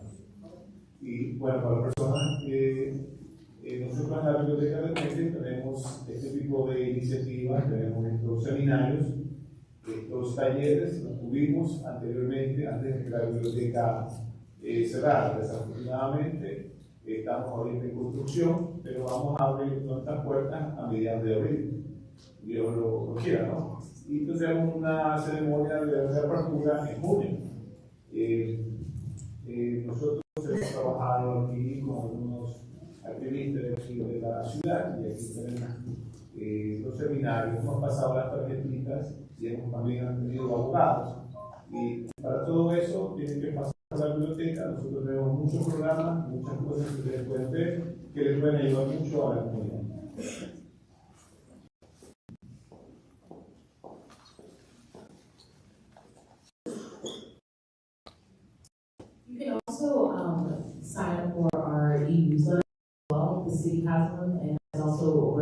host students from the school and also the library. So that's also another way of getting updates and information. Otro comentario que se hizo que también se pueden inscribir para el newsletter de la municipalidad. Ahí se pone bastante las informaciones que dan las escuelas de los y también el disponibilidad de los talleres que tienen. Hi, my name is Beth. So I know there's a rapid response network in New Jersey, but I guess my question is, I guess the police director is here, how is law enforcement being directed to act around ICE, and are they doing any specific training on ICE? La pregunta fue para el director de policía, de cómo se le están exigiendo a los policías que actúen cuando hay los agentes de ICE y qué dirección. The easiest answer to that is that we follow the Immigrant Trust Directive in regards to ICE. As everyone knows, Plainfield is a welcoming city, so that means that we do not participate in any ICE raids. We don't respond to anything that they do. We would only in an exigent circumstance.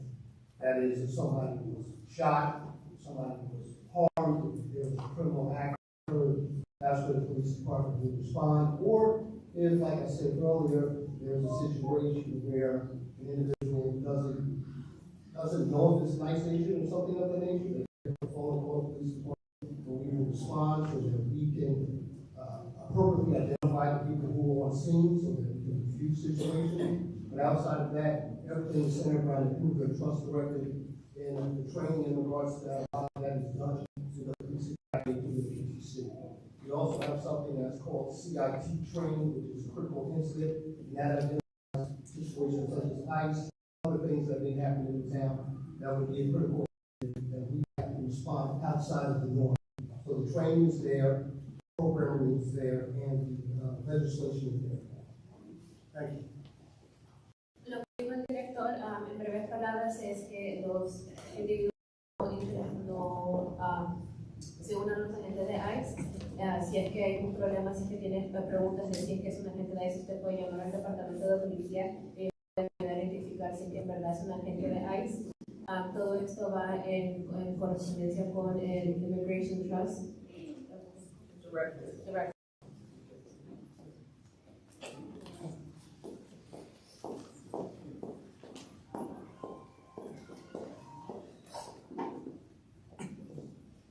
Follow-up. A bill was passed today in Trenton. It's the governor for signature, making it illegal for any law enforcement to be masked to disguise their identity. Are you prepared to enforce that here? El señor dijo que se acaba de pasar una ley donde se ha hecho ilegal cubierto con la cara. La pregunta es si están listos para enforzar eso. The simple answer to that is this, and I'm sure all the would agree. The federal government supersedes any local jurisdiction. We cannot enforce things that go federal law. So if the state passes something, the federal government does not pass it, that puts us in a legal quagmire where we cannot enforce something that is a federal law. Now the state the state can pass things, and I'm sure that what will happen is the mandate will come out and they will follow it. But if they don't, we will be guided by the Attorney General who will explain to us what we need to do, because that is the chief law enforcement agent in the state of New Jersey. So we cannot supersede him as well, or her. Thank you. La respuesta fue que, como se llama, que de la policía no puede sobrepasar sobre la ley federal, aunque el Estado haya pasado una ley, los primeros se tienen que adherir a lo que la ley federal dice, y en tal caso, si es que esa es la ley, ya en su momento la ley estatal lo pasará.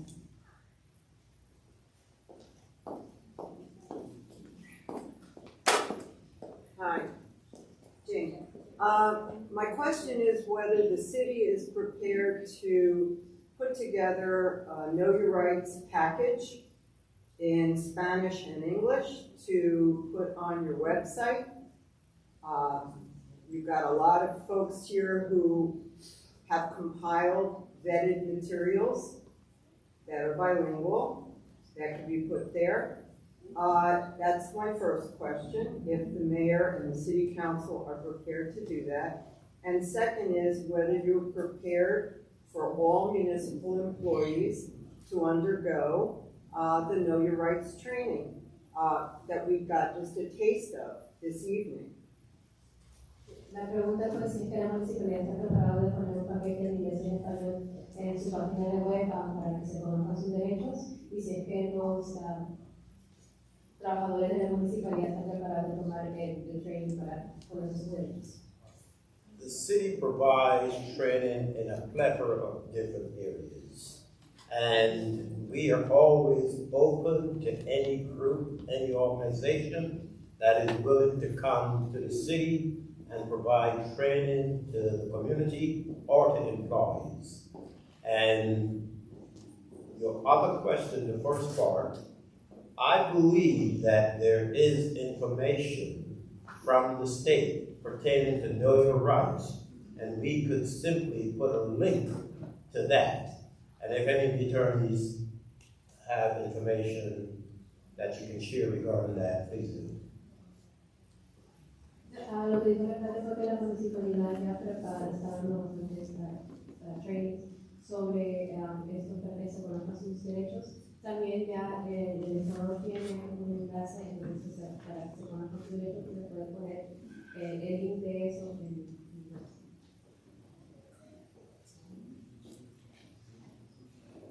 First of all, thank you, Mayor, for being here today, for making this gather together happen.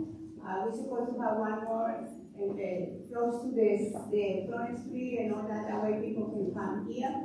And second of all, for everyone here, let me say this. La abogada Ingrid Echeverría es una persona que siempre ha estado colaborando con nuestra comunidad. Es una persona que siempre ha estado ahí en todos los consulados, ayudando a la comunidad nuestra, informándonos y ayudando a sacar nuestra gente de la cárcel. La abogada hoy está aquí también voluntarizando el tiempo de ella para informar. So let me say this. The lawyer, Ingrid Echeverría, is a person that has given a lot to the community and whole. Not just Plainfield, but all over the state of New Jersey. She has sacrificed her time and her family for being with us and to fight for us. I know and I say that I witnessed the kind of lawyer that she is and the kind of person that she is. If she's working with the mayor and tonight activity is because she wanted to get from the bottom of her heart to help this community. The mayor has done nothing wrong but help us to do this happen. About immigration being Plainfield, yes, immigration is in Plainfield. Immigration can be close to my office. I teach people to become citizens. And I'm not agree with the lawyer, I'm sorry, Colombian lawyer, because you should carry your driving license and probably your passport card with you. No matter what, if you're citizen or not citizen, you should have identification card with you. And anytime as an organization needs something, you should have the lawyers to be the one to guide you. Because when immigration start you should not fight with immigration, you should not be invited to immigration, because then you're going to be hurt. So Mayor, thank you for giving us tonight the opportunity to our community. Thank you for the city council to be here with us, because that means that they care about us. That means that they care about their community, and they know that we have a lot of Hispanics that are citizens and have voted for them. Thank you for being here with us tonight. Thank you to the director of the police department for making this happen. And thank you for being there when the young people came from the high school. I'm proud of them. They walked Plainfield from the street, watching the D-Day demonstration. Very good, no problems. Thank you for the police department for being there, the city council and the mayor for his work, and the administration for his work. So for everyone, para todos los jóvenes que hicieron la demostración, los felicito. Fue muy bien, no hubo problemas, la policía ayudó, el alcalde estuvo presente y toda la gente nos ayudó. Y estoy muy orgullosa de ellos por haberlo hecho. It's a good start. Es un buen comienzo.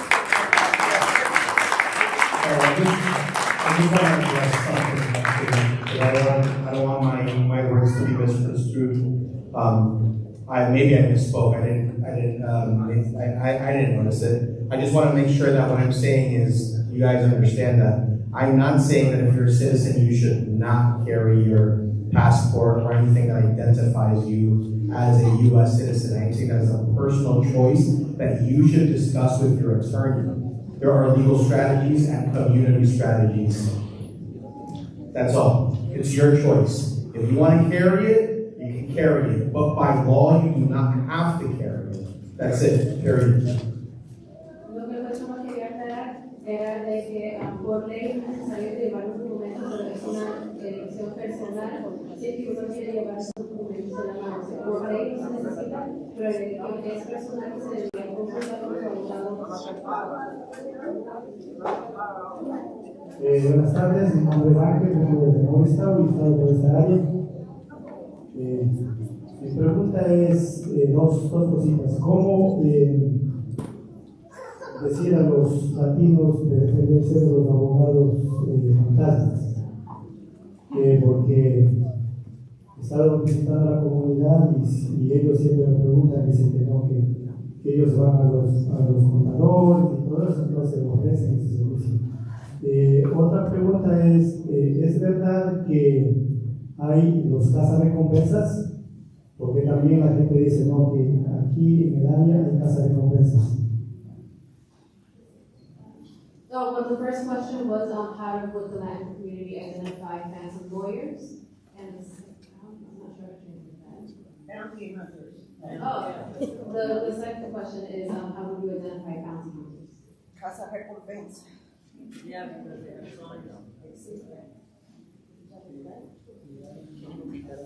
So the first question is how would the Latin community identify phantom lawyers?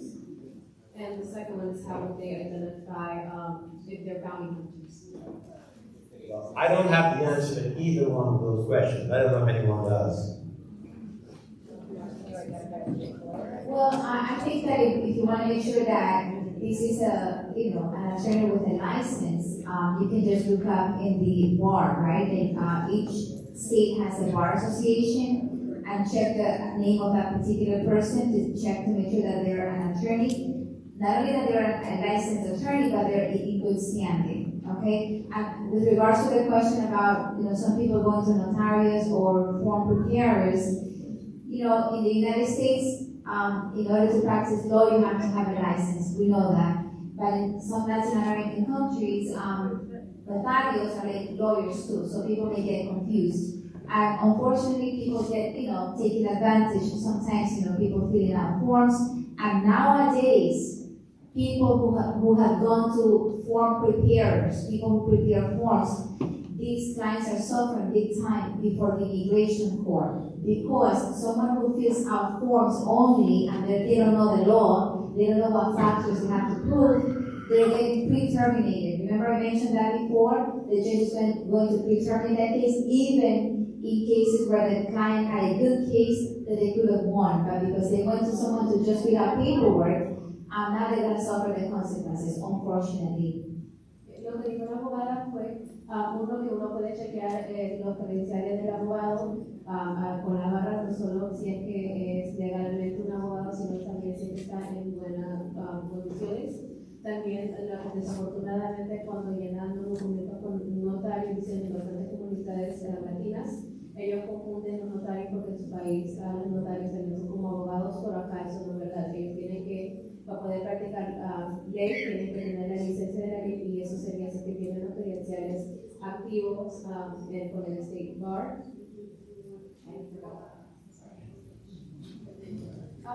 Y las personas que han sido asistidas por personas que llenan formularios, lamentablemente ahora están sufriendo las consecuencias en la Corte de Inmigración porque por lo general la persona no sabe la ley, cuando solamente es un preparador de formulario, no sabe la ley necesariamente qué factores tiene que comprobar, y esos casos lo están predeterminando, los jueces están predeterminando esos casos, entonces a esas personas le van a dar una orden de deportación, porque si en la cara del documento no está alegando todos los factores legales que debe de alegar, el juez está predeterminando esos casos. Por eso van a sufrir las consecuencias personas que han ido a notarios o a preparadores de formularios a que les llenen sus casos, lamentablemente.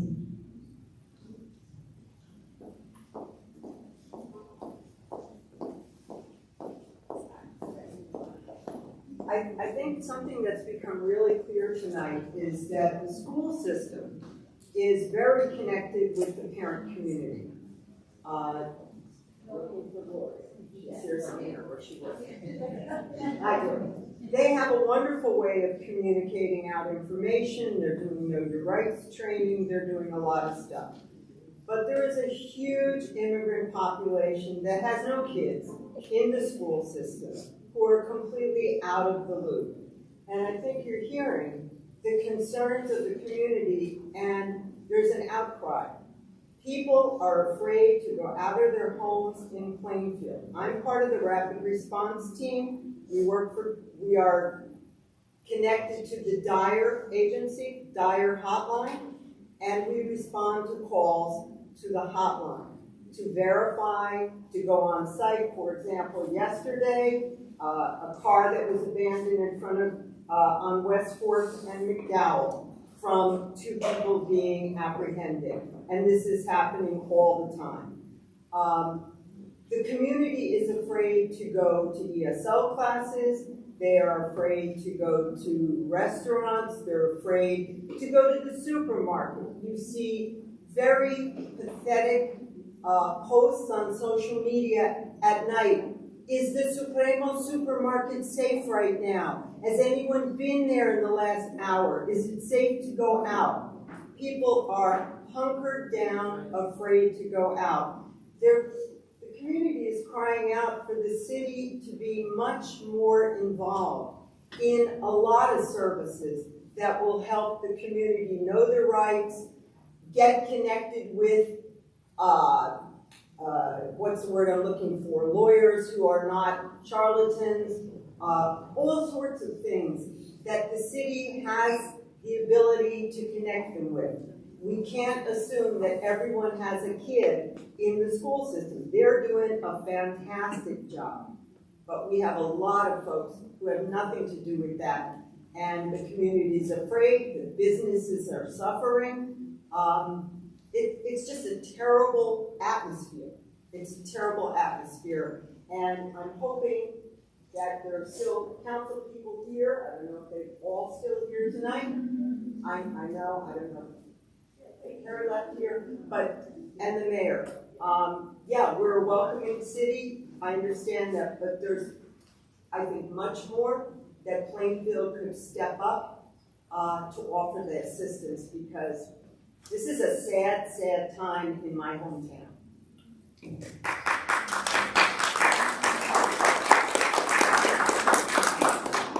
Well, certainly we have this community meeting here this evening. What does what you are suggesting look like? What are your suggestions for the city? Well, I made a couple of them when I got up before. I'll repeat them. Please do. Okay. One would be to put a link on your website and on your social media with materials that are written materials that have been vetted for Know Your Rights, perhaps offering some clinics, some legal clinics. I would be very happy if the city would publicize the Dyer hotline phone number, which covers this part of New Jersey. I would also hope that the police, now that we have a non-emergency number being offered, so that when we get called out and we find vehicles that are there, instead of them just being put on Facebook, hey, does anybody know whose vehicle this is that was left abandoned before it gets towed, that we had someone we could call at the police department. Things like, more than once a year. Lydia? Yeah, I'm also happy to share some too. I think there are some opportunities that cities can explore. I think three of the things that we're thinking about in the cities in which we organize is the police director earlier mentioned the Immigrant Trust Directive. What was signed today was a codification of that law. It does not address due process violations that folks have experienced and sort of grounded in the wisdom of the last 7 years. But the ITD is the floor, not the ceiling, right? So cities can take it a step further and say that in the city of Plainfield or in the city of Don, it is warrant or bust, right? So cities can explore that, and that's a way that we can make we can sort of strengthen the relationship, right? It goes further than what we have. The second is there's opportunities for cities to do much more robust like small business information, right? Like obviously one-on-one KYR, super important. You can sort of commission out to a city to do small business KYR organizing. It allows you to reach a larger swath of people much further out, much at a grander scale and in a higher return. And then I think the third thing, though, right, like, folks are struggling with budget constraints is, creating funds for folks that have been impacted by family separation, right? And I think, we spend a lot of time talking about the sort of the direct impact of family separation, but oftentimes we forget about the fact that the economic consequence, immediate consequence of family detention, right? Like many people have lost a breadwinner, or it was a single parent household, and so they can't pay the rent now. Because of ICE enforcement, employers are much more abusive or much more negligent in the workplace, and so we can be doing the work of exploring not just know your rights trainings, but like, what is the Temp Workers Bill of Rights? What is paid sick? What is expanded access to driver's licenses, right? Encouraging people in perhaps a more neutral space of like, look at the things we do have and to have it be a place where people convene so that people explore more. Anyway, so those are just sort of like three off the top, right? Strengthening the Immigrant Trust Directive at the local level. Yes, a codification passed, we can do more at the city level. Creating a fund for folks impacted by separation. And then lastly, sort of doing a much more expansive know your rights program for small businesses, which would go further than typical like patronage sign. It would also include like how do you prepare for like an I-9 audit.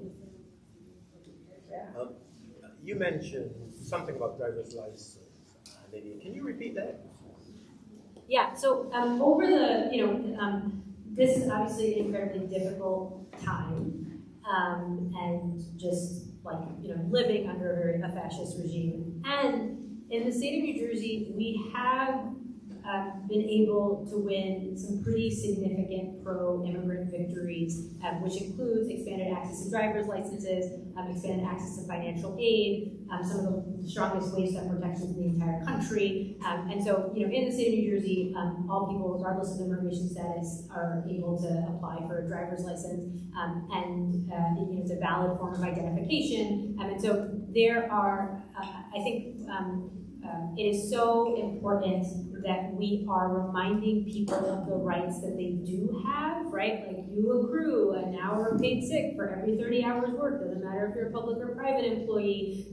These are wonderful ways to sort of help take the steam out of a very, very intense moment, bring people to a shared space, walking away with some know your rights information, and then able to sort of engage in a more difficult conversation about what does it feel like to live under such intense sadness and anxiety. So anyway, just there's a whole gamut of very pro-immigrant legislation that we have, and so definitely an opportunity to create trainings based on that, and then follow it up with a do you know what your rights are when interacting with ICE? So it believed that the fact that undocumented people can get driver's license, that same information was used or being used by ICE to target individuals. How true is that? So it's a great question. So back in 2019, when the driver's legislation was initially passed, there was language that was written by advocates and attorneys to make sure that that information could not be shared. What came to light, and many other folks, similarly heard the news that in November of 2025, it did come to light that that loophole had, some loophole had been found. And ICE was, the New Jersey Department of Motor Vehicles was inadvertently sharing that data with ICE.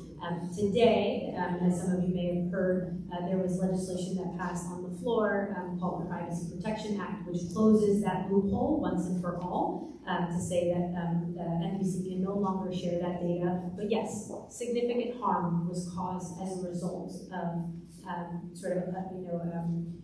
inadvertent or not, a lack of attention to detail. Ultimately, that being said, it is important that we share with folks that they do have access to a driver's license. It is important that we share history like this, so people, to Brian's point, sort of a reiteration over the course of the night, is that people ultimately make that decision for themselves, but it does allow people, to drive, to access better work, to access better wages, to get their family to hospital and school. But yes, the hope is that the legislation that passed on the floor today will be signed into law and will close that loophole.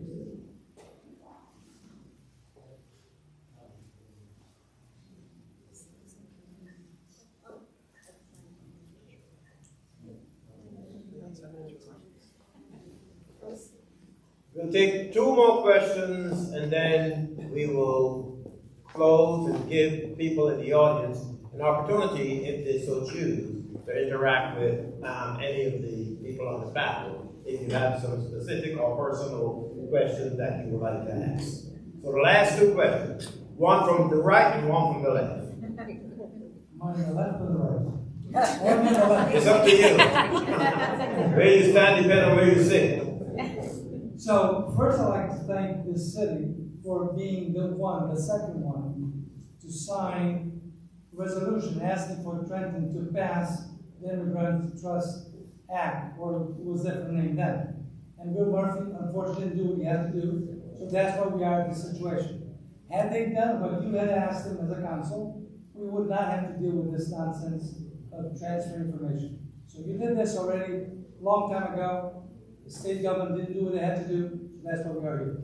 So it would be nice for you to push again the state to do the right thing, because right now it was just passed in one house, has to go to the other, and the governor has to sign it.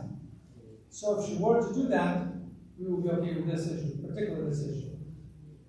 Our organization is more than willing to help facilitate training within the town employees if you want to do that. And we can see how we can do that. And I'm sure we can partner with Make the Road, which we've been working together for 20-something years, and we can make that happen. So that's free of charge, correct? Sorry? That's free of charge. We never charge the town anything, right? We never charge the town anything. We don't charge. Exactly. Okay?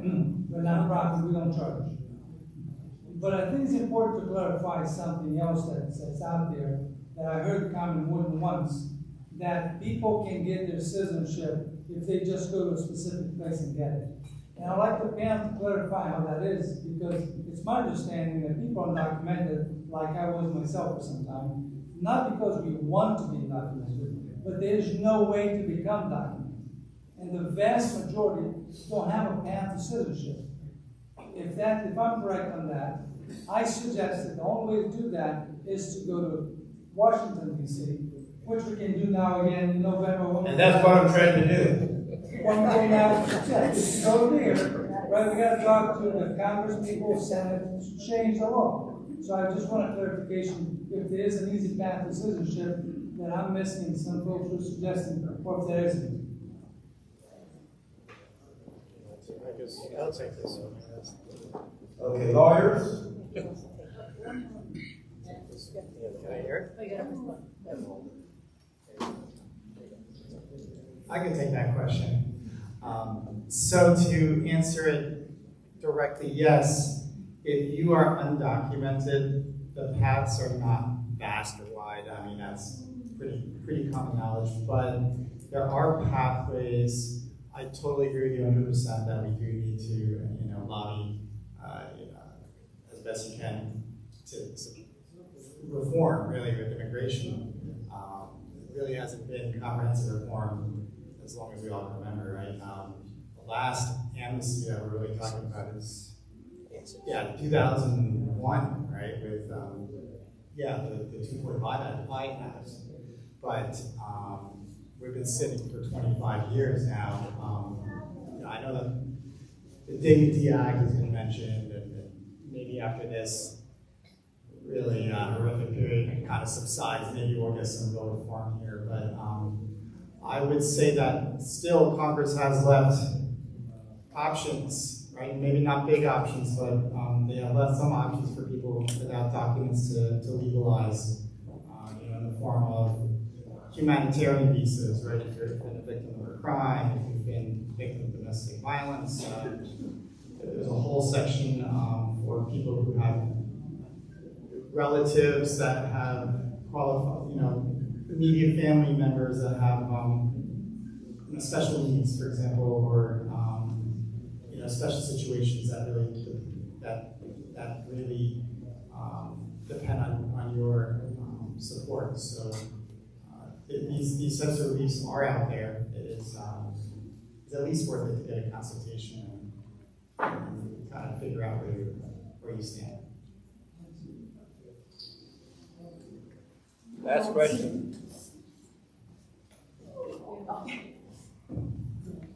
Okay. First, I'd like to thank the mayor and city council, all of the city officials, the people who came out tonight to speak to the community. Thank you.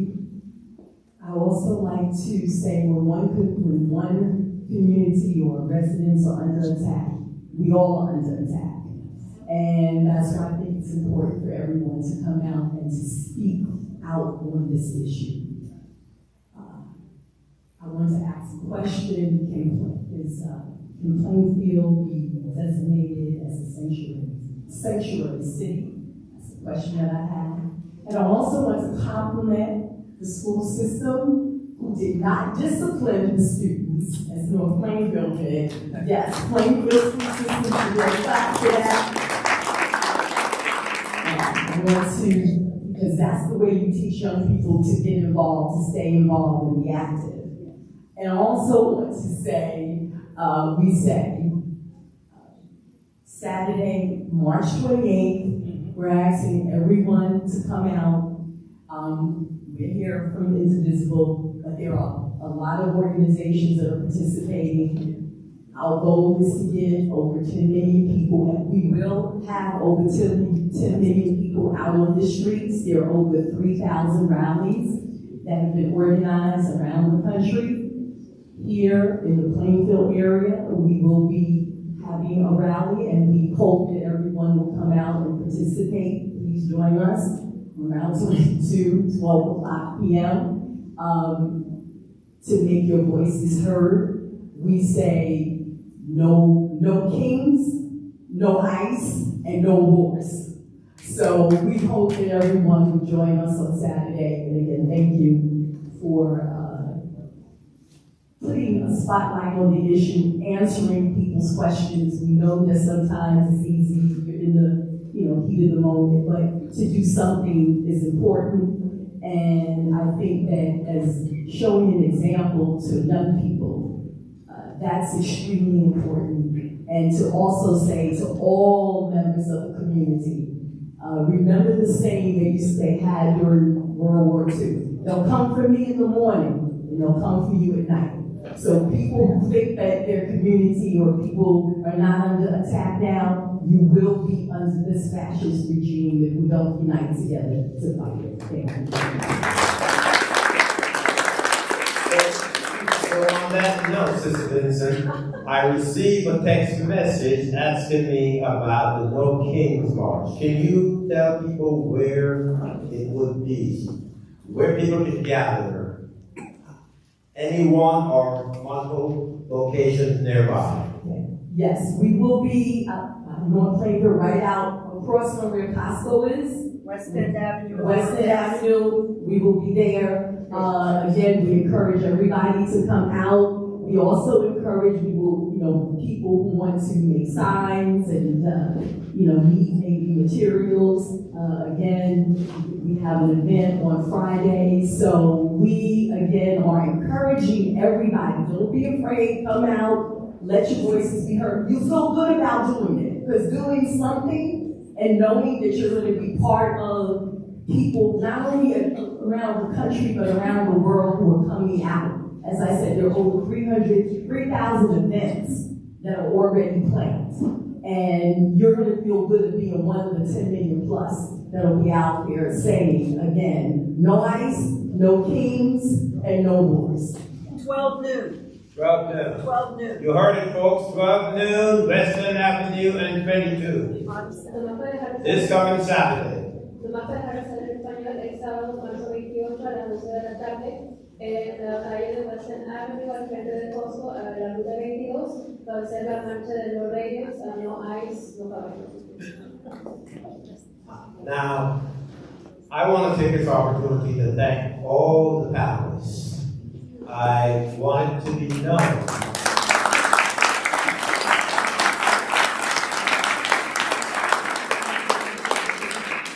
they were not paid by me or by the city or by anyone, in spite of the implied misinformation. They were not paid, they are volunteers who wanted to do a good community deed. And that's why they are here to provide information that will be helpful to those of you who were able to be present there, and for you to take that back to as many people as you possibly can. So this wasn't the first of these, and it will not be the last. And to anyone in the audience who wants to volunteer to provide training of any kind, please contact my office. Please contact Director Chef Brown, who is the Director of Community Development. Please contact the Business Administrator, who's sitting in the front row. Reach out to us. We will gladly partner with you to provide as many training sessions as we can, so as to provide the community with as much information as we possibly can.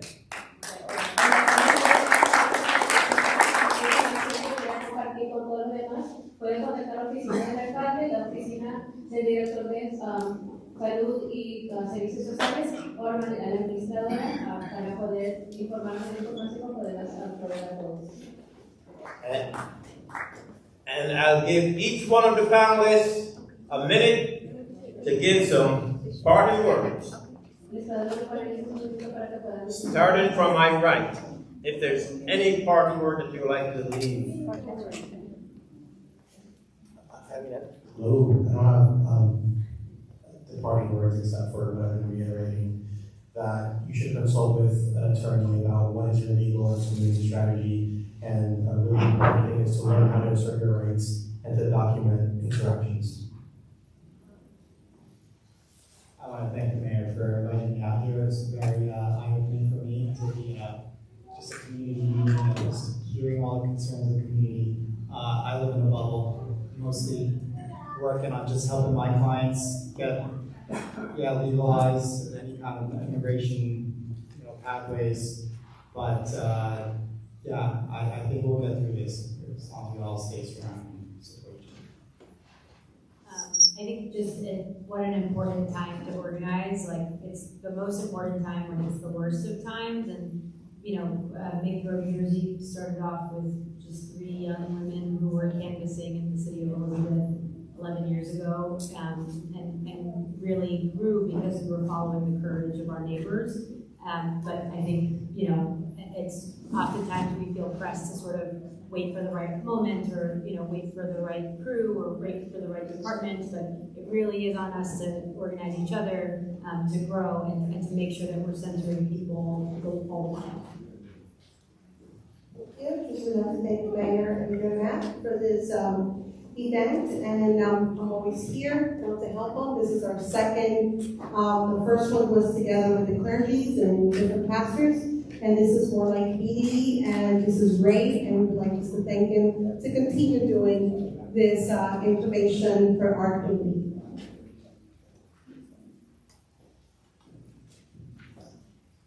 I'd like to thank the mayor as well and his council personnel, as well as all of you who showed up today, because if it wasn't for you, this would not have been a success. So I want to thank everyone in the audience for being present. I know it's a late day after work, and I really appreciate your presence. And my last message is that, hey, there is hope. We're going through very difficult times right now. But it is such a great feeling to win a case, and I keep winning those cases because I believe in my people, because I believe that I will make a difference and positive impacts in someone's life. So let's keep fighting, let's keep the fight, let's stay present to that organization across New Jersey that we're going to have. By just being present, you're just saying, I don't agree with this, no kings, right? So let's stay present to that, and let's keep hope. There's always hope, all right? Thank you.